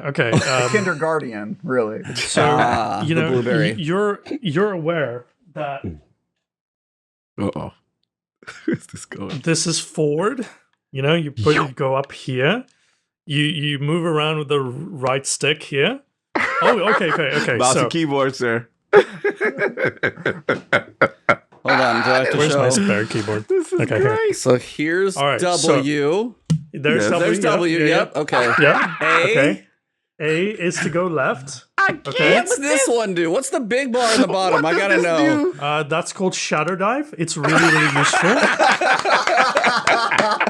It's but we're not gonna get there. We're not gonna get there right now, Okay, Ibontis, Yep. because that's a skill move. Okay. Okay. And we need to Yeah. get you. We need to get you up and going with the basics. Okay. So you're doing great. You're doing great. You're doing really, really well. I'm gonna make sure you get a sticker at the end of this. But we need to go in increments. I want my ribbon. Is it blue? No. You get your ribbon once you graduate. Okay. I like that. It's important. All right. It's important. Okay. was classic. No, seriously. You know what's my biggest tip for people who are aside from 2-second rule, 46 rule, all that is to find weapons you're comfortable with, meta be damned, and stick with them. Because when you are trying to get good, like think about all the things you need to get good at. You need to get good at your positioning, obviously. You need to get good at reading the map, like understanding how the map plays. You need to get good at reading your radar. You need to get good at using your abilities in the right place at the right time. You need to get good at timing your supers. You have to get good at taking advantage of opponents doing whatever it is they do. And you have to be aware of just your general presence and whether or not you're in danger, whether you're far from your team. There's a whole lot of shit to think about. Pardon my French. You're good. And you can't do any of that if you're using weapons you're not comfortable with. Preach. Like Preach. it's like trying to run a marathon in shoes you haven't even worn before. Yes. Yeah. Good point. You gotta You bring can't them in. do it. You have to break them in. You have to break in your play style. You have to break in your own sense of self in the Crucible by using weapons that you're comfortable with. And the best way to do that, obviously, is in PvE. That's the best way to get comfortable with the weapons that you have.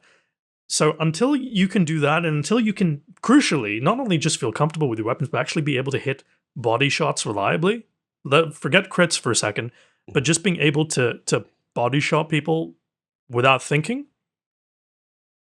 That's the step one, and then we can start thinking about all the other ways which you need to improve. Yeah, you have a super chat. I know. Gaming Forte over here. Stop picking on Ibontis. But he's so right. Nomad, you're so right, because it's funny. I know what the meta is. I know a lot of people right now. Vex is the rage, and I get it. Vex is out here, Yeah. and it was doing work. But like, I am so comfortable with my messenger. But surprised when I get crap on from a lot of teammates, they be like, "Why are you using Lord of Wolves?" I'm just comfortable. Like it's not meta. I mean, it's good, but I would say it's not meta, and it's something about it. I've clutched up so many times when there were situations where people were closing. I'm terrible when people close distance on me fast. Like where like these hunters, they're all over the place. I'm up in the air. I'm like, where? And then they hone down on me, and it's a wrap. And there's something about Lord, I could just backpedal or be aggressive, and I have a good range with it. And I've gotten so many kills with it. And it's like, I can't peel it off, because it's like, it's you made a good point. It's like when you are comfortable with something and then you have success, it reinforces it mentally. Positive reinforcement, yeah. Absolutely. Yeah, and now I can't take it off because it's my safety net. That's my baby. This has helped me through tough times, that kind of thing. And it may not be the number one meta in the spot, but I do good with it. I like it. Shout out to Angry for calling me out hardcore. I miss my go figure, but that was like Yes. that was one of my babies in Yep. Crucible for a while because it range, the feel, and like my role as well. I felt like I could hit shots that I shouldn't be able to, and there were Mhm. moments where I was like, I was doing things in my head. I'm like, it feels good. I feel like I shouldn't even be doing this with this weapon, but it felt good, and that was one of mine that got stripped from me, sadly. But pulses are still Sunsetting. You didn't like sunsetting then?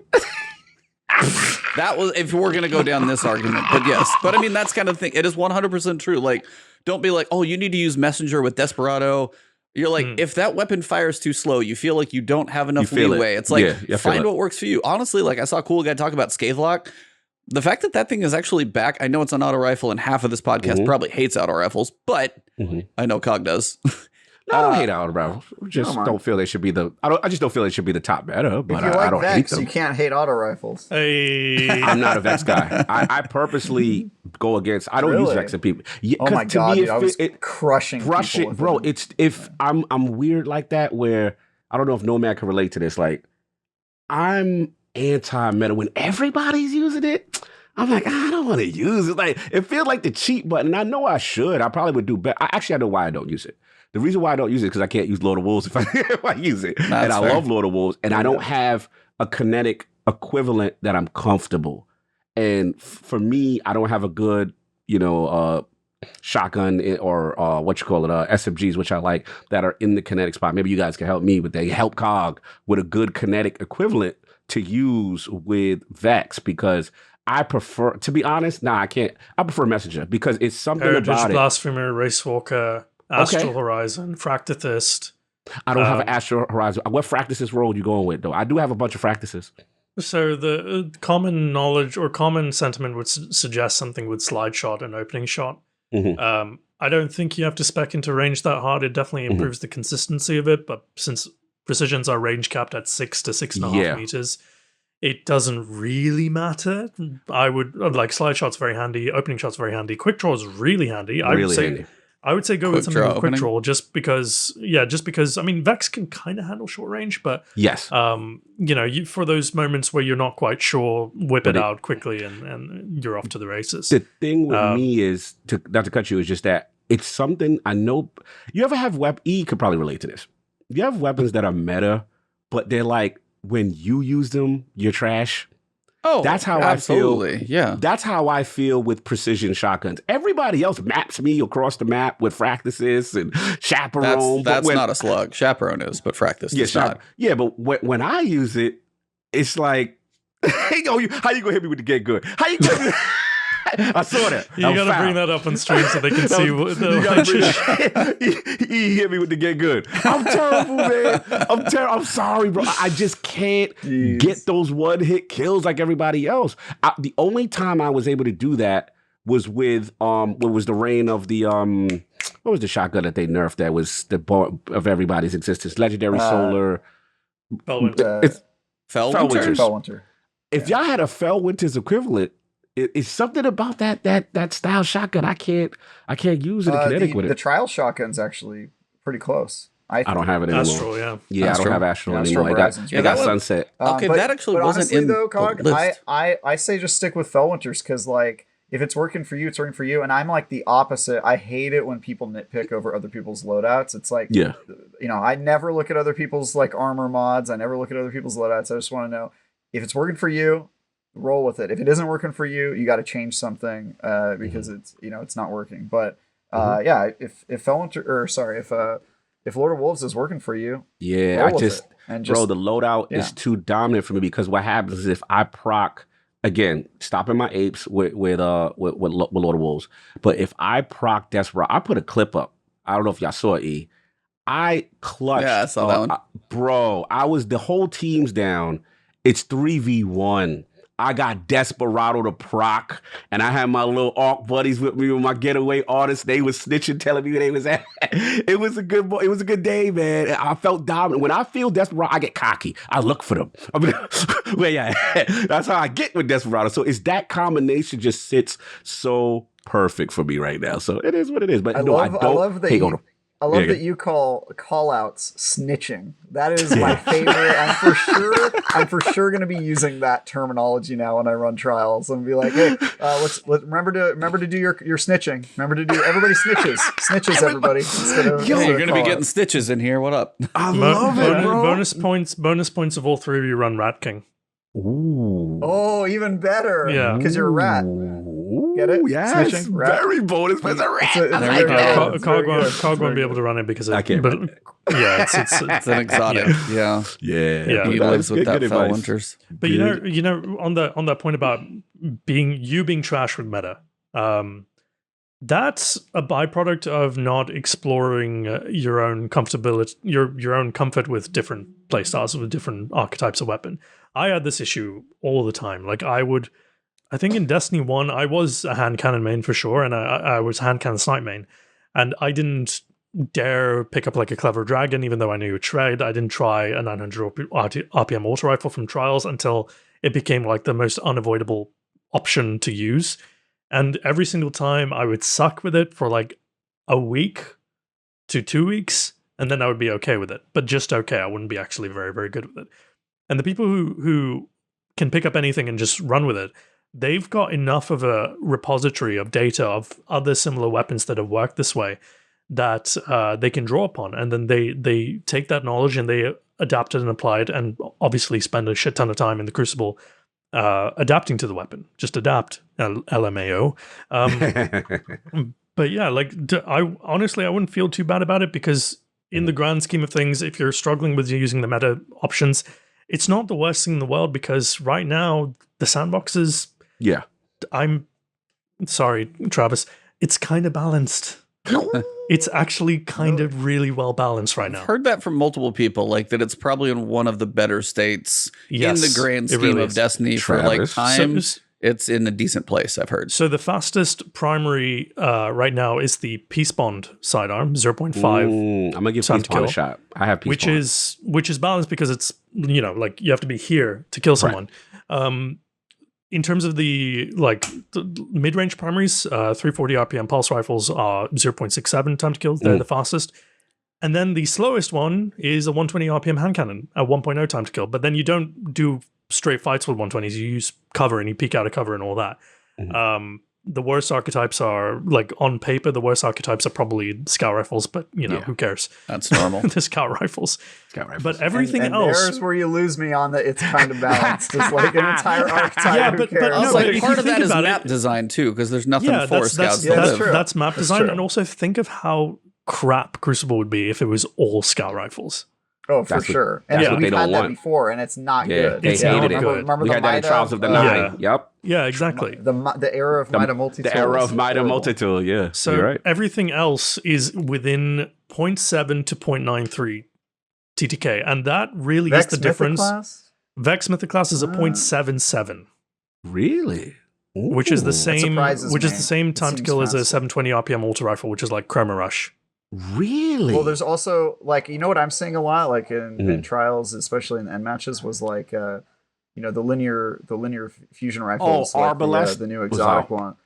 Lawrence. Oh, yeah, Lawrence, like yeah, Arbalest Trevor. doesn't feel balanced to me, and the new Void fusion rifle as well. Like I think some of those are a little strange. Like the Yeah. No, for I guess sure. they're not any crazier than sniper rifles, but their TTK is instant, right? They get the shot off. Mhm. It's like they got a very Yeah, high half a aim second. assist, yeah, versus like Yeah. a sniper. Yeah. But there's the charge time, the placing and stuff. Like yeah. I got definitely picked off a few times, but after a little while, I was like, I just can't don't stand still, dumbass. Like that stuff I'm telling myself. And The- then if I get Yeah. hit with that, I'm like, I think that's a little on me. So So for me, the biggest indicator of what is an outlier is usually trials report if there's good data, and obviously Yeah. because of this weekend we had amazing data. Mhm. Vex Mythoclast is like nearly double the next one on the list, which is the Messenger, and Which baby, is crazy that's my considering a lot baby. of people do not have it. That's the other thing you have to Right, keep yeah. in right. mind. It's like, That's yeah. the huge thing. See, to me, the Vex gets scary after the first kill Mhm. because Yeah. the damage profile completely changes. Ash, baby, messenger. What it really, the reason why Vex is meta is because people don't know how to position themselves for shit. Mm-hmm. That's I'll my be- take I'll- on it. It's like I'll be tearing you them have to Vexes be up. like, if you die to an auto rifle, you're out in the open, or maybe you peeked at the wrong time. But for Vex to have this much dominance, I imagine this is mostly console driven because on PC it's good, but I don't see it as much as like 140s. Quite honestly. Really? Yeah. I'm on console and it's just everywhere, dude. Like it's just everywhere. Yeah, I was like PC. You're right, I am had getting a lot some. of cheap kills, people walking out into the open. So. Right. Yeah. Yeah. No, And it's then good. after that, I think the time to kill goes down to like a 0.7 or a 0.67 or something like that, and that's just very hard to deal with, no matter how good your And then I positioning is. activate my alternate fire mode and I just blast people. There you That's go. what I'm doing. Nice. Yeah. Nomad, what's the top 3 primaries right now? So weapons. Vex, Yeah. Messenger, Ace. yes, Yeah. So Vex, Oh Messenger, yeah, my Ace messages is too. good too. Damn. Yeah, Ace is good. Ace is still good. Okay. I just want to get an idea. Okay, cool. followed by the darkest before. Yep. We're not calling. we're not Yes, counting I've been Foul Witch's seeing that. Lie. I've been seeing that. Thorn, then Palindrome, and then the rest are all shotguns. Surprise, surprise. Yeah. Can we talk about the dirty secret in the room, y'all? PvP mains. Sorry. Did are y'all I'll going see up myself against, out. Yeah, you see yourself out. Yeah, y'all seeing? I don't know if it's basically a stasis build where guys are putting up the walls pre-match, and then they shatter them, get the stasis fragment that gives them the overshield, and then you have to face them with the overshield. Like, that's pretty messy, I've man. not seen that. That's crazy. Bro. That is Whisper of Rhyme, and I'm sorry to say Oh. that I helped contribute to the problem because I made a video on it. No, man, no. If you have a full overshield with Whisper of Rhyme, which you can get very easily if you're on Hunter, you can tank a headshot from a aggressive sniper rifle, like a Frozen Orbit. Bro, I was facing teams That's of nuts. those. It is intimidating when they come out from behind that wall, that stasis wall. Now, it and they only got- lasts 10 seconds, so by the time they get to you, they'll have the overshield, but they only have a couple of seconds of it. So you just kind of, you see it and you're like, just Sayonara. bounce out. Okay. Yeah. Bro, it was, I was like, what are they doing? They were literally putting up walls, and then I'm like, what is happening? And why do they have overshields? That build, yeah, it was crazy. I've not seen that. That's nuts though. Entire teams I was seeing doing it. It was driving there you nuts. go. Travis, use that for your Tuesday morning runs. I will, yeah. After the 5 loss Friday. Got to make sure you're not on that list. That's what we call it. We call it the 5 loss Friday and the Tuesday morning triumphs. There you go. Salute. Well, thank you guys for all the lessons. I've got this recorded so I can go back and learn. Got my yellow legal pad, taking notes. I'm good to go for Remember, shatter die, skill option. Gotcha. Well, And the stickers in the mail. I'll give you a tutorial next time I'm on the show. Okay? Sweet. See you next week. Yes. I love And it. this has been Let's Help Ebontis, a long running segment. Long running segment. Yeah. That's the best part is because he was all into like, oh, let's make this a segment. Second time. Our long running segment. I'm like, dude, it's been one time. It's like, stop trying to make fetch happen. Come on. I love was it. just- Travis does that. It's called bootstrapping, okay? It's I'm trying to make it seem like it's legit. And then It's everybody good will think because it I is. was really curious about what this long running segment was. And it turns out it was just a meme. Was it See, worth that's the was same it worth thing I the do wait? with the ties. Yeah, I wear the ties. People think that I'm serious, and then they hear me talk, and they're like, "Who is this guy?" I thought he was a reliable source of information. Yeah, it's great. You're on the internet. That's all the reliability you need these days. That's it, man. That's That's it. it. I have a Twitter account. Knows how to type. Hey. There Done. you go. That's pretty much all you need. Well, the last thing I wanted to cover, just because we got about 15 minutes before this man goes to have dinner with his wife. Wife. Girlfriend. Girlfriend? Don't get, Jesus, Sorry. she's been hounding Come me on, on that. bro. You Sorry, think she's dude. like- Sorry. Whoa. She won't You listen. put the pressure She on. won't listen to this Yeah. podcast. Did You're she call she you up actually before messaged. this? And Yeah, like, she messaged. She messaged. Yeah. Yeah, she was she like- sent the we're isolated to her DMs. Yeah. oh man, no, the She'll never listen to empty this. for You're now, safe. Yeah, but- you're good. yeah, no, she will 100% listen to this after, She wants especially to. after I tell her that. Yeah. Nice. Anyways, Um, no, I was gonna say before we let you go, just the season has been awesome for story, lore, everything going on with the Shattered Realm. So I wanted to touch on this week with the Shattered Realm. Now we got really the opening of the Metroidvania. We got to go in the everything going on with Savathûn and just the story beats this week. So whoever wants to jump in first, It's been a very exciting season so far, and we're 4 weeks in. So I'm curious where it goes. But who wants to what was your best take this week from all the story? Or Travis's eyebrows have to stop moving. Yeah, so Travis is ready. Okay, ready. Yeah, eyebrows need to stop. I think I'm now willing to officially state the thing I said 2 weeks ago, that I thought this might be the best season, the best off-season, non-main expansion season. I think it is. I really do. I think the way they've done the time gates and the Metroidvania style, and now in this week we're getting to go back and solve all the mysteries, and seeing what those mysteries were this week with the secret boss fights and that sort of stuff. I'm just like, yeah, like I can see myself playing through all 6 weeks and not being bored. Does the 6-person activity matter to me? No, like I hate doing it, but I've hated that for every season. So like I none of those 6-person matchmate activities have really stuck out to me. So I just think like the story beats, those one-on-one conversations with Savathun, the cutscenes, we got another one this week that was really awesome. All that stuff. I'm just like, dude, this is the best season, like easily for me. So, and now with all the PvP stuff that's going on, like, how can you not be stoked about Destiny right now? This is like the best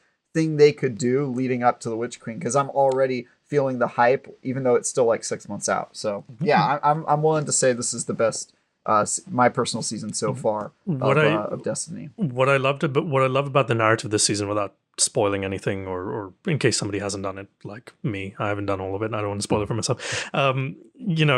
Just the fact that every single character this season, whether they're in front of you or if they're on the periphery, everyone has motivations, and everyone has it feels like everybody's got stakes that are increasingly ramping up, and they all matter, and everybody's like I'm worried that we're going to have several people die at the end of the season.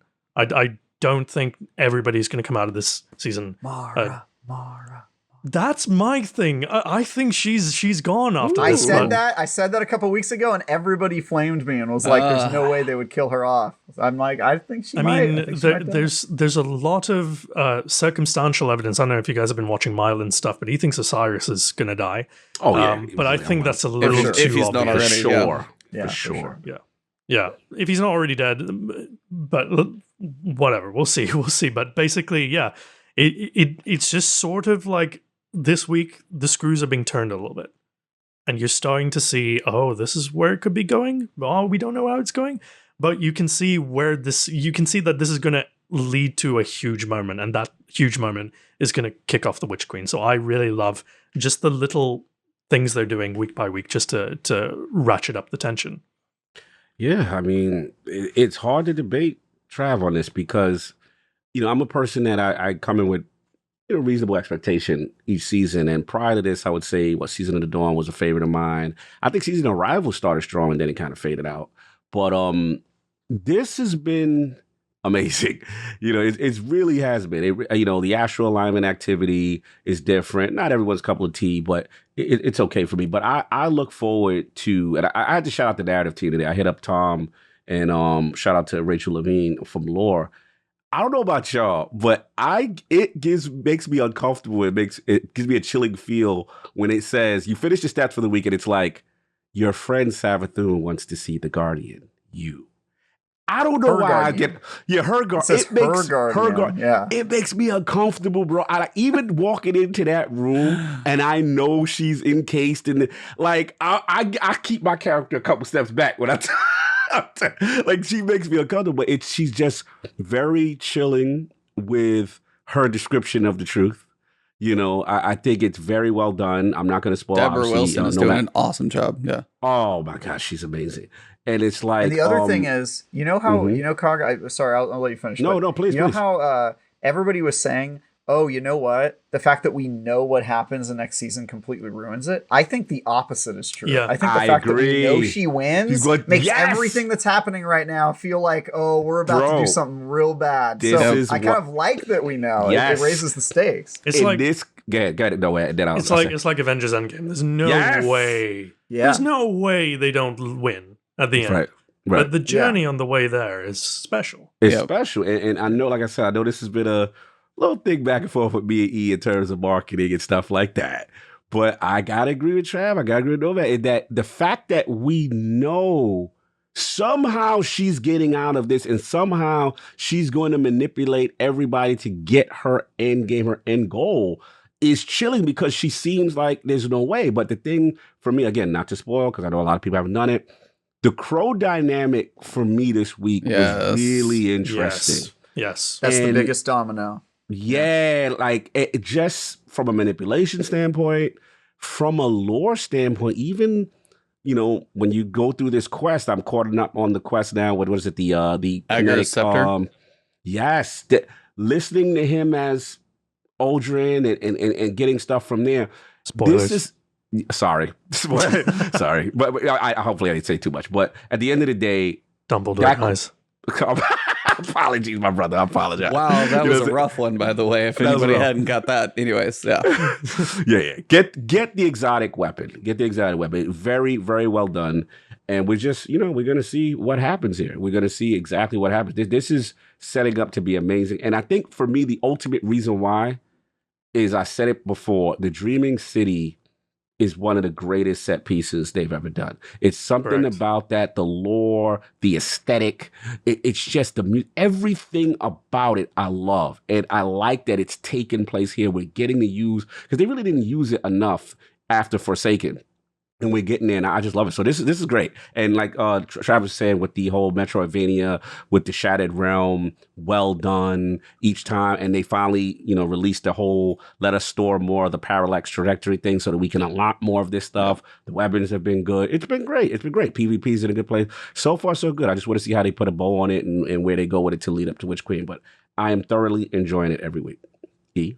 Yeah, no, I mean, you guys said most everything I've been thinking of. I don't want to obviously spoil what happened this week. Nomad, there's a cool cinematic, so definitely make sure you watch it.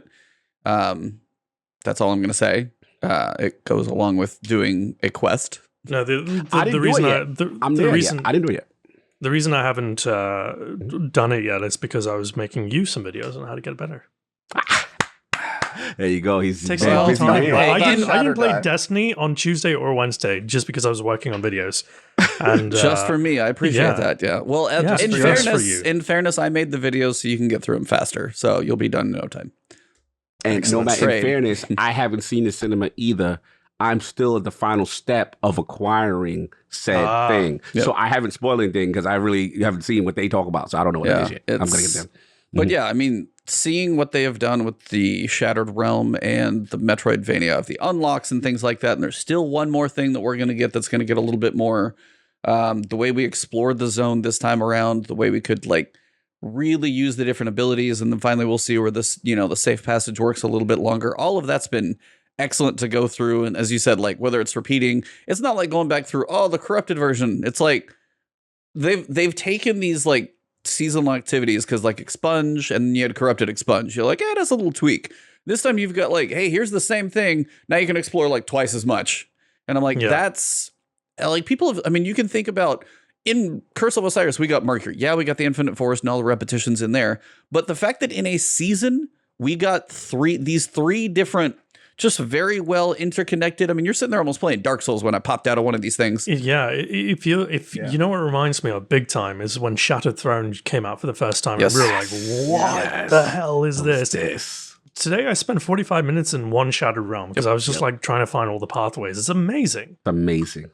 It really is. And I know, E, I was thinking about you because I know how much you love, the Shattered Realm, the dungeon, and that whole bit. And it has certain little mechanics and aspects of it that is cool. And like I said, I watched your video because, again, I purposely waited to not do the quest, the exotic quest, until all steps seem to be released now. And I was doing your videos. I was like, wow, this is really cool. Just going through all of this and the anchors. And they just really did a good job of utilizing the space in a new creative way and making it fun.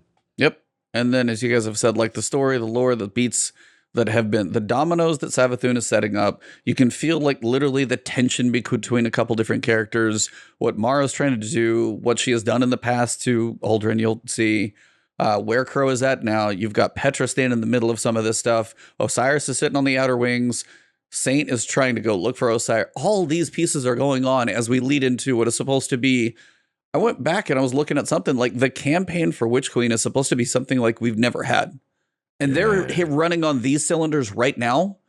if they put something together for the Witch Queen that is firing like this, I'm just gonna be blown away. They're on fire. And They're on fire. I'm just gonna throw this out. You know, ever since Travis became a regular on the show, Destiny's been killing it. Coincidence? I'm with it. I'm with it. I'm good. I'm with it. Yeah, two thumbs up. We brought the tie guy in, bro. We in it. We love that. McClunky. Woo! That's right. I still got to work on I got to get somebody to do the art for that, but yeah, we'll get you we're there. working on the updated art. The Rhodian in the nighttime. Jesus. There we go. But as we hit our time, I do kind of want to wrap this thing up since the big stuff we want to talk about is Crucible. If you guys are listening to this, maybe this will occupy your ears for a couple hours while you are playing Trials this weekend. But it's a lot of fun. The season's in a great spot, and honestly, it's a good, probably one of the best times to be a Destiny person because of where we are at right now and what we get to look forward to in the future. It's bright. There's going to be some downtime, and I am totally fine with that because my backlog is full. But for the moment, man, it is a lot of fun every week to log in, see what's going on, and then now you can actually look forward to the week and be like, hey, I can play some Trials this weekend. And I'm like, that's a sentence I can say now. That's so weird. It's so weird. Real quick, really, really annoying that they're doing the new Trials objective mode right during the Halo Infinite technical preview. I'm very annoyed Yep. at that. I know. I don't think I'm gonna play it, dude, because I gotta get my Halo in. That will always be number one. I'm with you. I'll be there Friday reset, but then after that, and after that, one quick day, Halo's it's going down. All right. Well, as we go, we always got to make sure we give our guest plenty of time to shout out all that stuff that's got going on. If you have not found, listened to, seen this man anywhere else before, I hope we have opened your eyes to go look for our guest. But, sir, the floor is yours. Where can they find you? What can they expect? How can they chat with you? Probably leave his DMs alone. But everything else, what do you got? No, thank you very much for having me and having me back, more importantly. It's very rare to be invited to one of these things, let alone being invited twice. So thank you for giving me the time of your platform. I really appreciate that. You guys can find me on YouTube, primarily youtube.com/AscendantNomad, or just search AscendantNomad and I'll come up. I'm on Twitter as well by the same name, Twitch by the same name, and I have a Discord server with the same name. So I'm online, but if you want to see what I'm really all about, don't go to my Twitter. It's just full of PvP nonsense and engagement farming, as is the case with most content creators these days. Love it. My good stuff is on YouTube. Salute the legend. Oh, yeah. Travis, are you under lock and key until your stuff gets out? I'm good. You can read my articles, reviews, and previews on IGN.com. This week I'm reviewing Sable, which is an indie game that's got a very interesting art style. And then you can also find me on Bitcast on Sunday mornings at 8 a.m. Pacific, where we talk about general gaming stuff with my buddy Ames and this old guy who's I don't know why he's on the show, but he sort of just wandered into the show, and I guess they gave him a seat. You can find me there. Cog, how about you? What do you got going on? I'm done, man. Salute, man. First, again, salute to the Nomad. It's always a pleasure to hear his perspectives, keeping the PvP community alive, teaching Ibontis in his spare time. He's just multifaceted. Somebody's got to do it, so I'm glad to have some teachers out there. I respect all the hats he wears, It's his Make-A-Wish program helping shit. one lucky non-PvP skilled person. Ascendant, man, you are great, and I know I hyped you up, but I don't think that would be my Make-A-Wish. I'm sorry. Salute, Nomad, man. Pleasure having you back. Perfect time to have him back. Obviously, PvP discussion, all the great stuff, and Travis and the homie and E. But yeah, man, you already know what it is with me. Defining Dude, you can catch that up. We got 2 episodes up. We got an ultimate up talking about the whole Disney IP stuff, so check that out. And if you don't want to, do the whole Patreon thing, you can wait. It's on Last Stand Media for free $99. We got a great discussion with Ben Smith, the mayor, and some great topics in the Xbox community. And then, of course, every Sunday is the Lord's Day, 11 a.m. NFL friendly time. So you can check that out. Exactly. Sorry. Yeah. I you know what's funny? I spoke to. Thank God. No competition. We keep our slot, so you guys are. Wait, are you guys earlier now? Yeah, just for football. Just for I had told AIDS about this. He was like, "Nah, it's cool because we only gonna be there for like 2 months, and then once everybody's team is out of contention in January, we'll move back to our one PFVs." You know how NFL is. We squeaked out a win once. We'll see if that keeps going. But yeah, that was tragic. Almost lost. So catch Iron Lord podcast with the Lords on, like I said, on Sunday, 11 a.m. This weekend, we will have Jimmy Champagne. Jimmy Champagne will pull up. We'll talk some tech with him. It should be great. And of course, we got that Last Word podcast on Thursdays, which I love. My man Travis E. And we got to get some new artwork because we got to put a tie in there somewhere and get this popping. But yeah, man, absolute pleasure. And salute to everybody that pulled up today. It was really cool to see everybody in the chat and engaging with us. Whether they agree or disagree is always fun. And E, what you got going? For me, as you guys know, Deathloop, been playing that one on stream. Hooks are in me heavy on that one. It is so, as I said, I've never played an arcade game, but man, I get it. Like, this may be like a polished version of the other two, but something just about the little joy of playing around in the sandbox. I just cannot. I'm like even thinking right now, I'm like, do I stream again tonight just to go play around in it some more? And then Kin of Bridge of Spirits, that comes out on Tuesday. I've been waiting a long time since I saw that preview. And the New World is not long after. I don't know if I'm going to dabble in that one or not, but again, That's a whole thing. Like, I haven't played an MMO like that in so long. I don't even know if I can squeeze that in. But overall, it's been a lot of fun. But the biggest thing is Nomad. The pleasure has been absolutely ours. So thank you for spending the time with us. You are always welcome back, sir. It is a pleasure to have you and a pleasure to chat. And as most people know, it's easy to listen to you talk, man. So we don't mind letting you. It's good times. But for this episode, number 166, thank you guys. I think we cracked over 100 of you guys watching out there. So appreciate that one. You guys blowing it up on the YouTube. So glad you guys are supporting the new night. But for this episode, number 166, September 16th, with our amazing guest, it has been The Last Word.